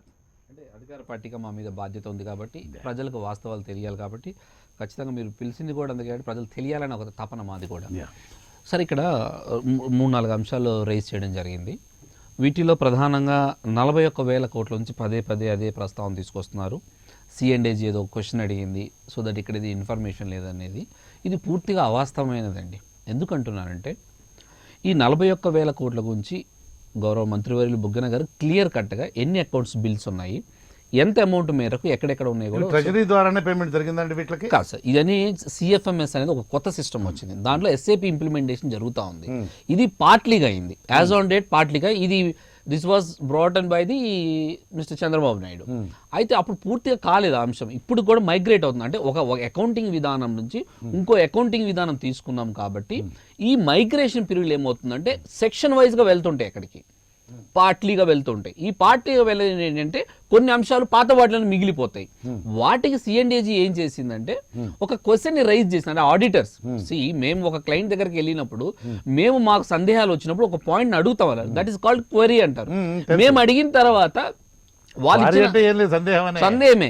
అయితే మేము అడిగిన తర్వాత క్లయింట్ ఇచ్చే ఒక ఇన్ఫర్మేషన్ ని, ఎక్స్ప్లెనేషన్ ని రిమార్క్స్ లో పొందుపరుచుకుంటాం. అంటే ఇది ఒక ఆడిట్ వర్కింగ్ పేపర్స్ అంటారు. అంటే మాకు ఎవిడెన్స్ అనమాట, మా ఒపీనియన్. ట్రెజరీ ద్వారా పేమెంట్ జరగలే సార్, జరగలేదు కదా, జరగలేదు. జరగలేదు. అయితే ఆడిట్ అకౌంటింగ్ SAP అనేటువంటిది just simple accounting system, accounting package, accounting package, ERP. కానీ డబ్బులు ఎక్కడికి పోయినాయో తెలియాలి. నేను అదే చెప్తున్నాను. వీళ్ళు చేసిన క్వరీ ఏంటంటే CFMS ఆడిట్ చేసేటప్పుడు వీళ్ళు వస్తున్నాను సాంబశివరావు గారు, వస్తున్నాను మీ దగ్గరికి వస్తున్నాను. వీళ్ళు చేసేటప్పుడు CFMS ఇంత మేరే ఉంది, మిగతా అమౌంట్స్ ఎక్కడ వెళ్ళినాయి అని అడగడం జరిగింది. దీనికి ఎక్కడ వెళ్ళినాయి అనే దానికి ఒకటి PD అకౌంట్స్ లో 10,895 crores అనేది ఇది by 31st March because of non utilising it went back to consolidated fund. So consolidated fund అనేది CFMS లో రాదు కాబట్టి that was being raised by the CNDG. రెండోది ఏంటి, CASP ప్లాన్ అని ఒకటి ఉంది, అంటే centrally assisted state plan, this also be not brought in to the CFMS అన్నమాట. ఇది అలాగే ఇంకొకటి సార్, రైతు భరోసాలో ఈ కుబేర్ సిస్టమ్ అని ఒకటి పెట్టింది సార్ సెంట్రల్ గవర్నమెంట్. ఆ ఈ కుబేర్ సిస్టమ్ లో మనకు ఉన్న టెక్నికల్ వల్ల ఆ టెక్నికాలిటీస్ ఓవర్కమ్ కావడానికి మేము RTGS ద్వారా పేమెంట్ జరిగింది. అయితే ఇవన్నీ ఆడిట్ లో భాగంగా వీరికి ఆ అంశం తెలియడానికి కొన్ని పాయింట్స్ రైజ్ చేశారు. We are accepting that, so we are providing that information, then they will satisfy with that. ఒకవేళ సాటిస్ఫై కాకపోతే ఒక ఆడిటర్ గా మేము ఏం చేస్తామంటే మా ఆడిట్ ఒపీనియన్ లో ఇస్తాం. ఇక్కడ అడిగారు, మేము ఇస్తున్నాం.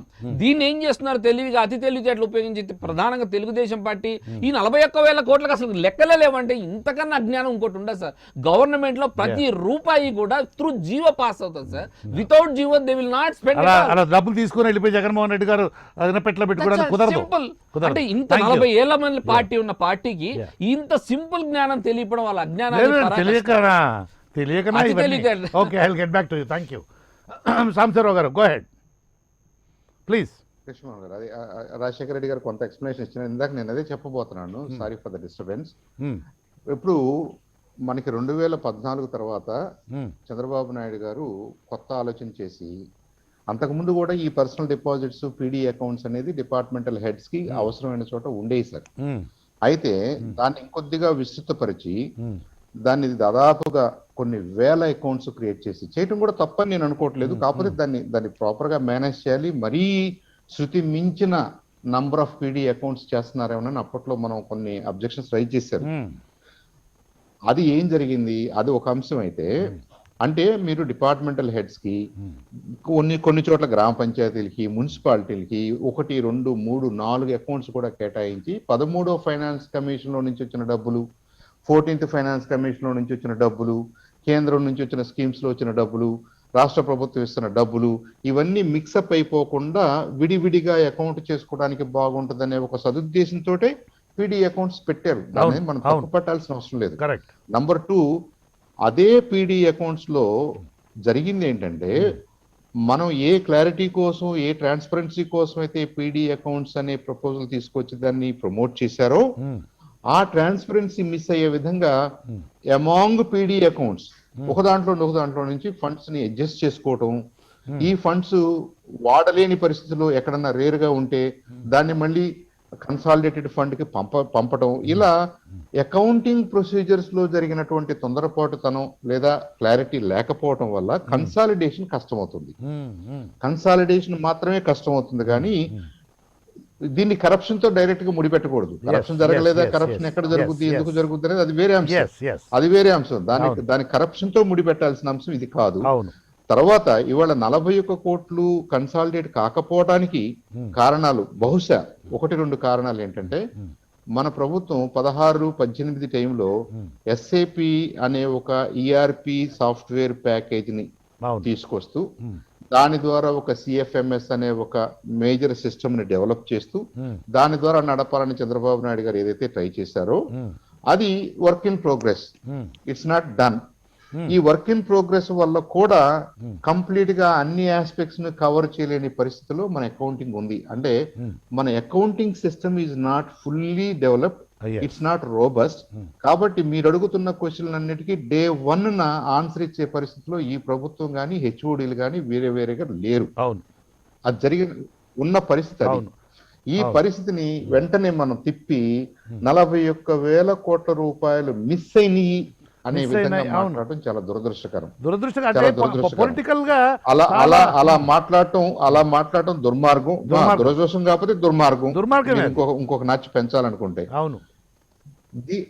ఇలా చేస్తే ఏమవుతుందంటే, ప్రజల్లో మేబీ అసలు ప్రభుత్వానికి అకౌంటింగ్ ఉండదా, సిస్టమ్ ఉండదా, HODలకి అకౌంటింగ్ ఉండదా, గవర్నమెంట్ డబ్బులు ఎవరు పడితే వాళ్ళు విత్డ్రా చేసేసుకుని జేబులో పెట్టుకుని వెళ్ళిపోవచ్చా? ఆ, ఇవన్నీ తీసుకెళ్లి జగన్మోహన్ రెడ్డి గారికి ఇస్తే ఆయన అవన్నీ గోతాల్లో పెట్టుకుని ఎక్కడికైనా వెళ్ళిపోవచ్చా?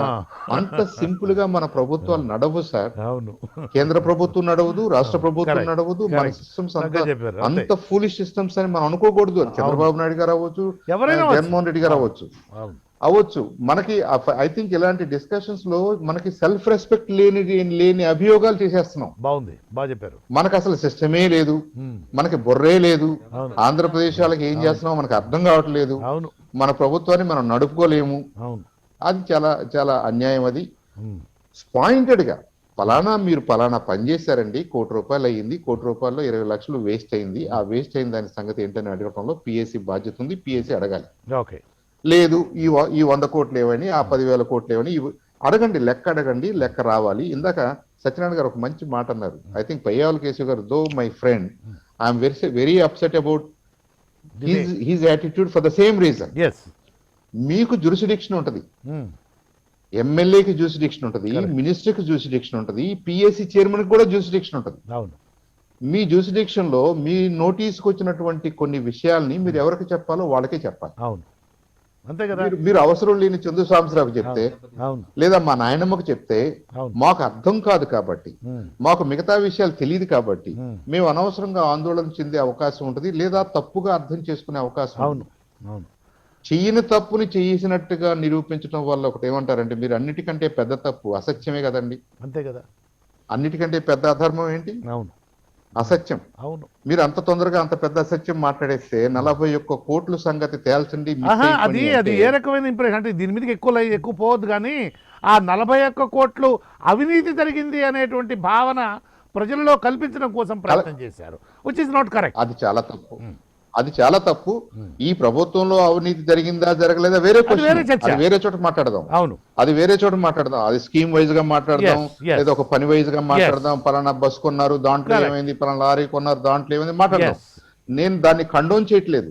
ఈ Yes. ప్రభుత్వం అంతా క్లీన్ అండ్ గ్రీన్ అని నేనేం సర్టిఫై Yes, చేయట్లేదు. yes, yes. బట్ ఈ సందర్భంలో ఇలా మాట్లాడటం అనేది చాలా దుర్మార్గం. పీడీ అకౌంట్స్ ఎందుకు పెట్టారో మీకే బాగా తెలుసు. ఓకే, పీడీ అకౌంట్స్ కి సిఎఫ్ఎంఎస్ కి ఎందుకు కన్సాలిడేట్ కావట్లేదో మీకే బాగా తెలుసు. ఎస్, సిఏజీ వాళ్ళు మాట్లాడినప్పుడు ఎందుకు మాట్లాడారో మన అందరికీ తెలుసు. Any accountant can recognise why such questions are posed. అవి క్వశ్చన్స్ కాదు, క్వశ్చన్స్ ఇందాక రాజశేఖర రెడ్డి గారు అన్నట్టుగా క్లారిఫికేషన్స్ కోసం రాయాలి కదండి. అవును. ఇక్కడ మీరు 5 అన్నారు, ఇక్కడ 3 అన్నారు, అక్కడ 8 they should అన్నారు. raise that ఏంటంటే point. ఈ 5 3 కూడితే 8 వచ్చిందండి, మేము అవును. డిఫరెంట్ గా చెప్పాము, అంతకంటే ఏం డీవియేషన్ లేదని చెప్పుకుంటారు వాళ్ళు. అవును, చెప్పుకునే అవకాశం ఇవ్వరా? అవును, అవును. ఐ థింక్ సిఏజీని కూడా దీంట్లోకి తీసుకొచ్చి సిఏజీనే మీ మీద ఆ ఏదో ఒక credibility అభాండం ని, వేసింది, అంటే తాము మీ మీద ఒక పెద్ద చేసేటువంటి క్వశ్చన్ వేసింది అని సుబ్బారావు గారు, అన్నట్టుగా సాంబశివరావు మాట్లాడడం గారు, కరెక్ట్ కాదు. తాము కరెక్ట్ కాదు. చేసేటువంటి- అలాంటి అభియోగాలు ఏమైనా ఉంటే CAG has other ways to deal with that. Correct. ఈ ప్రభుత్వం 41,000 కోట్లతో పారిపోయిందన్నా, లేదు చంద్రబాబు నాయుడు గారు 10,000 కోట్లతో పారిపోయాడని సిఏజీ నోటీస్కి వస్తే సిఏజీ మీ చుట్టూ తిరిగి మీ ఆన్సర్లు ఏమి అడగదు. It has other ways and means to fix it, to deal with it. Oh yes, Yes, yes. CAG is very very powerful, very Yeah. very autonomous body. వాళ్ళు ఏం చేయాలో వాళ్ళు చేసే మార్గాల్లో వాళ్ళు అంటే చేస్తారు. మనం వీళ్ళు ఓన్లీ ఫర్ క్లారిఫికేషన్. వీళ్ళు చేసేటువంటి అన్యాయమైన ఆరోపణలకు క్యాగ్ను తీసుకురావడం ద్వారా, సిఏజీని రంగంలోకి తీసుకుని రావడం ద్వారా దీనికి క్రెడిబిలిటీ ఆపాదించే ప్రయత్నం చేయడం అంటే ఒక నీచం అన్నమాట. ఒక అబద్ధాన్ని, అంటే అది అబద్ధాన్ని, ఒక కాన్స్టిట్యూషనల్ బాడీని మీ మిస్రిప్రజెంటేషన్ లో భాగస్వామ్యం చేస్తున్నారు. సిగ్గుపడాల్సిన విషయం అన్నమాట ఇది. ఓకే, ఎస్ సాంబశివరావు గారు, anything more that you want to say? You are done. That's okay sir. Okay, thank you. That's okay. Yeah, thank you. మాట్లాడాలి. Thank you sir. బి అందరూ ట్యాక్సెస్ పే చేశారు, స్టేట్ గవర్నమెంట్ కూడా ట్యాక్స్ తీసుకున్నారు, 21,000 కోట్లు అంటున్నారు. For your kind information sir, the major portion was in petrol prices. అయితే ఈ పెట్రోల్ ప్రైస్ ఒక సున్నితమైన అంశం ఉంది. It's purely controlled by the central government through some agencies. అయితే ఇక్కడ మనకి జరుగుతుంది 70 రూపాయల నుంచి ఈరోజు 110 రూపాయలకి వచ్చిందంటే ఆ ప్రపోర్షనేట్ పెరగడం వల్ల ఇక్కడ రేట్లు పెరిగాయి తప్ప, ఇప్పుడు మనం తగ్గించామనుకోండి, ఇప్పుడు ఏమవుతుంది, మళ్ళీ అప్పులు ఎక్కువ తీసుకు, అప్పుడు ఏమంటారు వీళ్ళు, మళ్ళీ ఆటోమేటిక్గా మళ్ళీ మీరు అప్పులు తీసుకొస్తున్నారు ఎందుకు అంటున్నారు.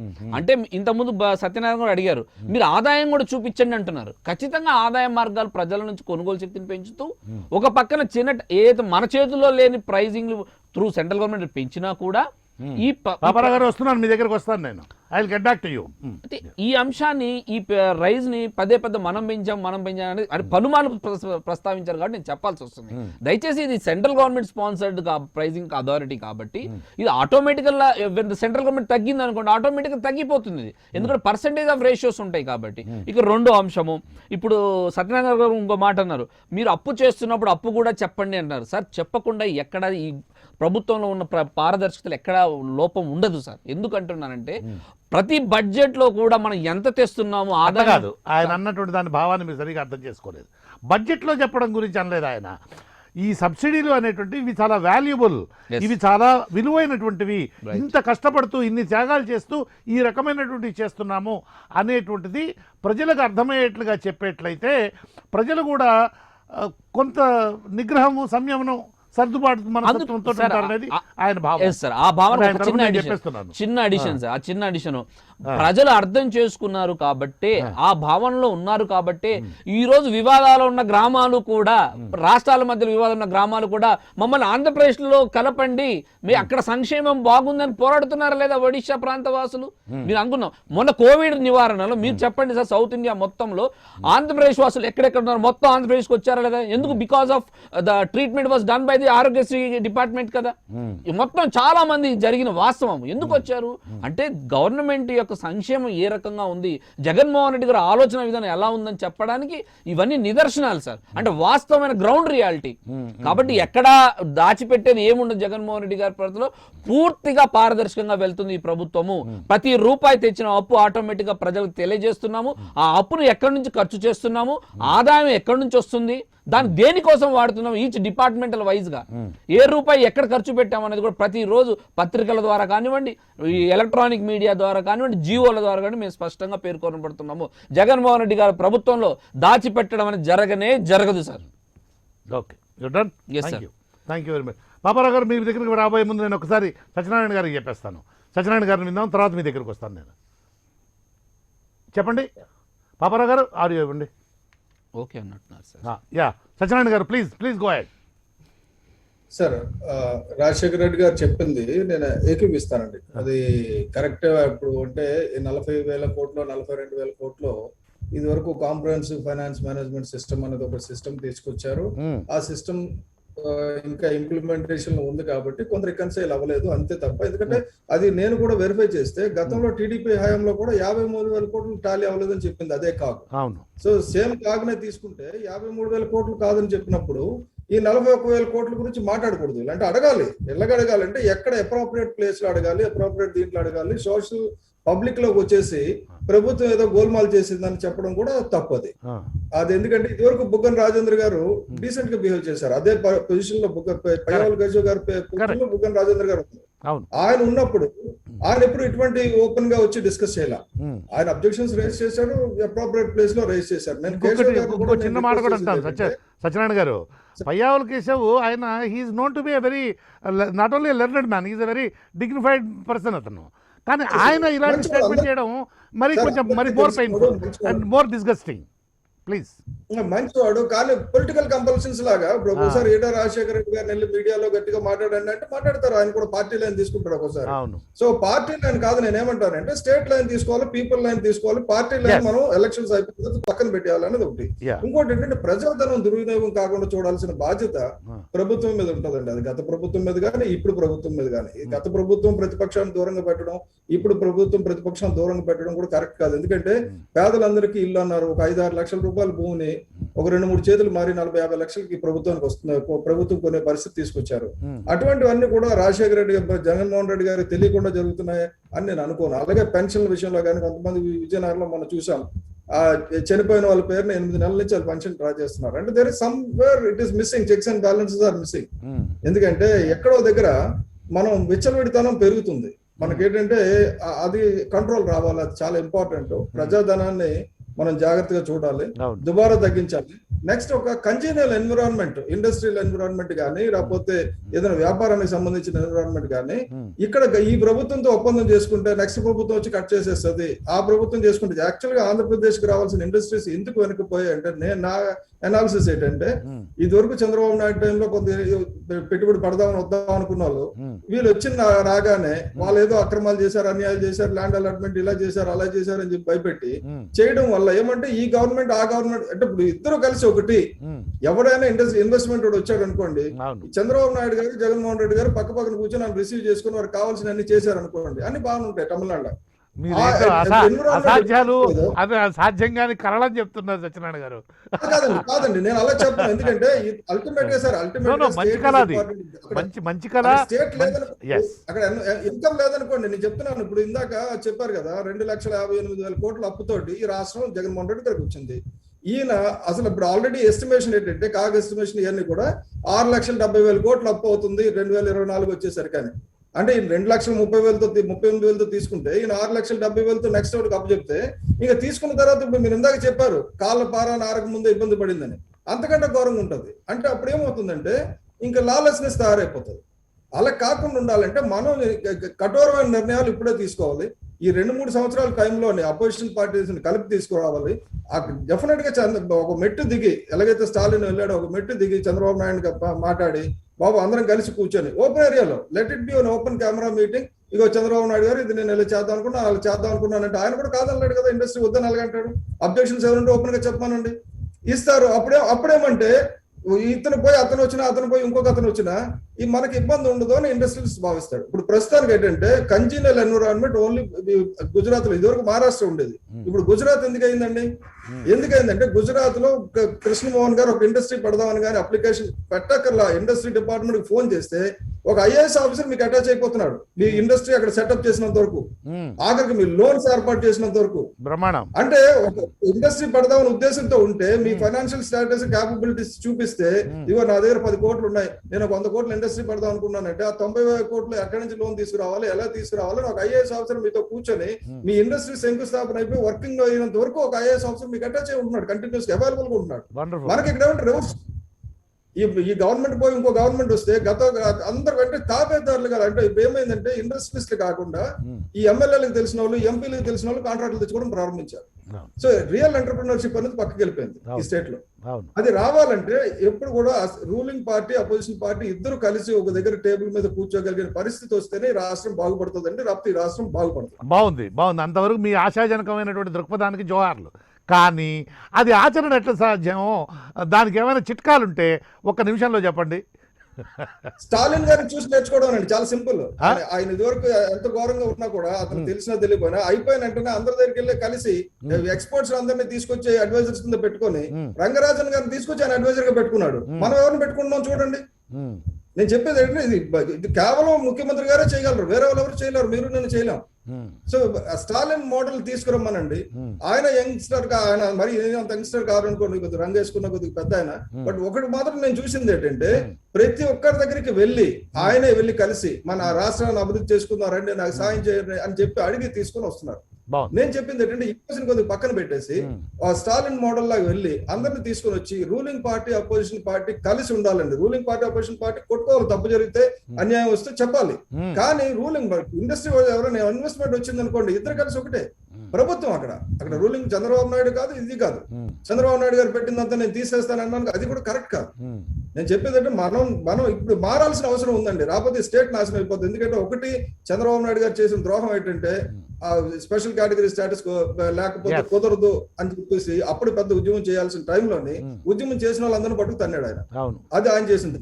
ఇప్పుడు ఈయన వస్తే నాకు 25 మంది ఇవ్వండి నేను తెస్తానన్నాడు. ఆ తర్వాత వాళ్ళకి మొత్తం మెజారిటీ వచ్చింది, మనం ఏం చేయలేమని నేను చేతులు ఎత్తేసారు. అలా కాదు, మనకు కావాలి అందరు రండి కలిసి ఎట్లా అడుగుతాం, రాకపోతే స్టేట్ నేను రన్ చేయలేను, 2,53 కోట్ల అప్పు ఉంది, ఎలా రన్ చేస్తామని అడగాలి. అది చేయలేదు. నేను చెప్పేది ఏంటంటే రాష్ట్ర ప్రభుత్వం విషయంకి వచ్చేసరికి మనకు చిత్తశుద్ధి ఉండాలి, బోల్డ్నెస్ ఉండాలి. ధైర్యం అంటే ఎప్పుడంటే అవతల వాడిని యాక్సెప్ట్ చేయడం ధైర్యం అండి, అంతేగాని అవతల వాడిని కార్నర్ పెట్టడం ధైర్యం కాదు. Okay, thank you very much. I will get back to you. Thank you very much Satyanarayana గారు. పాపారావు గారు please go. I'm sorry for keeping you in waiting. మిమ్మల్ని వెయిట్ చేయించాను చాలాసేపు. Please go head. సరే, ఏంటంటే ఇప్పుడు ఒకటి సాంబశివరావు గారు ఏమో చెప్తుంది ఏంటంటే నాకు అసలు వినపట్టాల. ఒకటి ఏంటంటే ఆడియో డిస్టర్బెన్స్ చాలా ఉంది, నాకు వినపట్టాల. చాలా మంది ఈ రోజు వర్షాల వల్ల ఎక్కడ ఉందో నాకు తెలియదు, కానీ చాలా మంది మాటలు సాంబశివరావు గారికి వినపడాలా, ఇప్పుడు చివరి రాజశేఖరిగా అదే తను వాళ్ళ వినపడలా, మాటలు వినపట్టాల, కాబట్టి ఇది వెరీ పెయిన్ఫుల్. అసలు ఏ మాట ఇది ఎప్పుడో ఒక మాట అర్థం అవుతుంది. సరే సాంబశివరావు గారు సాంబశివరావు గారు చెబుతున్నారు ఏంటంటే ఓవరాల్ గా మేము చాలా ట్రాన్స్పరెంట్ గా ఉన్నామనో ఇంకోటో చెప్పడానికి ట్రై చేస్తున్నారు, కానీ that government is not that transparent. అది క్లియర్. పెట్రోల్ డీజిల్ ఏదో చెప్పారు కదా, పెట్రోల్ డీజిల్ మేము ఏదో చెప్పారు, నాకు అర్థం కాలేదు. సరే ఏదైనా కానీ ఇందాక ఇప్పుడు వైసీపీ మిత్రులు మాట్లాడిన దానిలో ఏంటంటే ఆయన అనేది మేము చాలా క్లియర్ గా ఉన్నాం, మేము ఏం చేస్తున్నాం చెబుతున్నాం ఓపెన్ గా అంటున్నారు. That is good.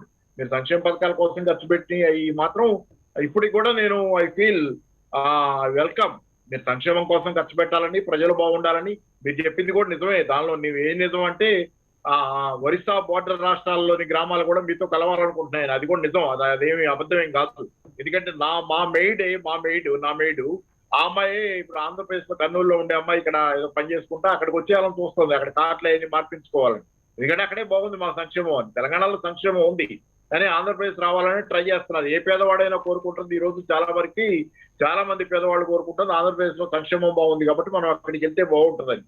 కానీ అంత మాత్రానికి మీకు ఏ తప్పులు లేవని మీరు ఆ ఒక్క సంక్షేమాన్ని చూపించి చెప్పుకోదూడటం అనేది వద్దంటారు. నేను మిగతా విషయాల్లో కూడా మీరు సరి చేసుకుంటే మీరు ఇంకా మాకు కూడా మళ్ళీ నచ్చుతారు. ఎందుకంటే ఇప్పుడు నా నచ్చట్లా ఈ మధ్యకాలంలో చేస్తున్న యాక్టివిటీస్ కానీ చేస్తున్న పనులు కానీ. ఇప్పుడు 41,000 కోట్లకి ట్రాన్స్పరెన్సీ లేదంటే మీరు జవాబు చెప్పాలి. ఆ జవాబు ఏదో చెప్పినప్పుడు అలాగే చాలా ప్రశ్నలు ఉన్నాయి ఈ రోజు మీ దగ్గర మీకు సంబంధించి.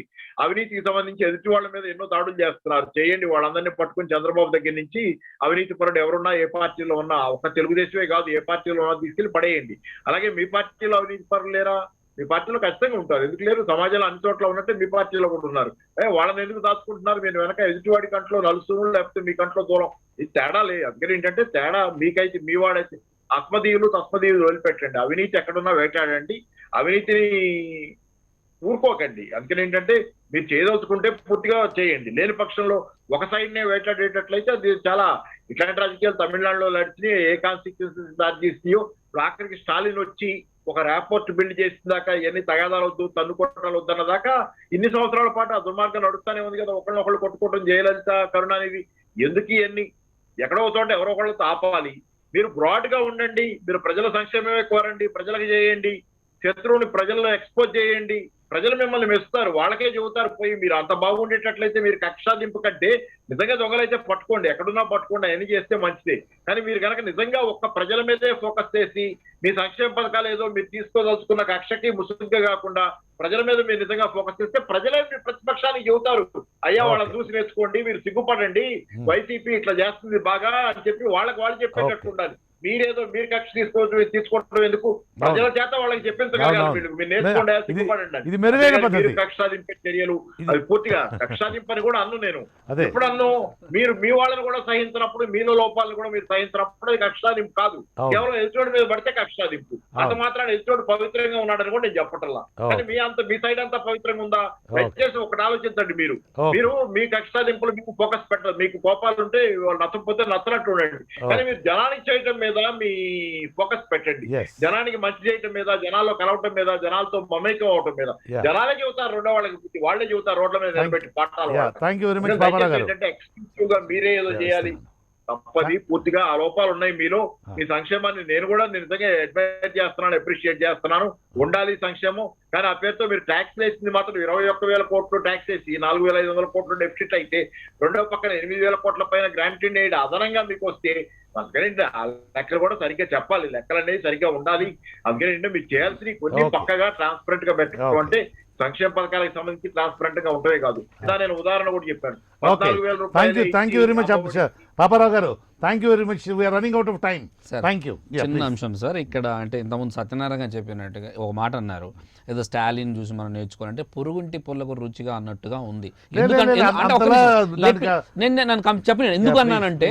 ఎందుకు అన్నానంటే ఒక పక్క జగన్మోహన్ రెడ్డి గారి పరిపాలన చూసి సాక్షాత్తు ప్రధానమంత్రి గారే జగన్మోహన్ రెడ్డి గారిని అవలంబించండి మిగతా రాష్ట్రాలు అని చెప్పిన తర్వాత, మరియు ఇంకా కేంద్ర మంత్రులు చాలా మంది కూడా జగన్మోహన్ రెడ్డి గారి పరిపాలన మెచ్చుకున్న తర్వాత ఇంకా మనం పక్క నేర్చుకోవడం తప్పు లేదు sir. We're not denying on that.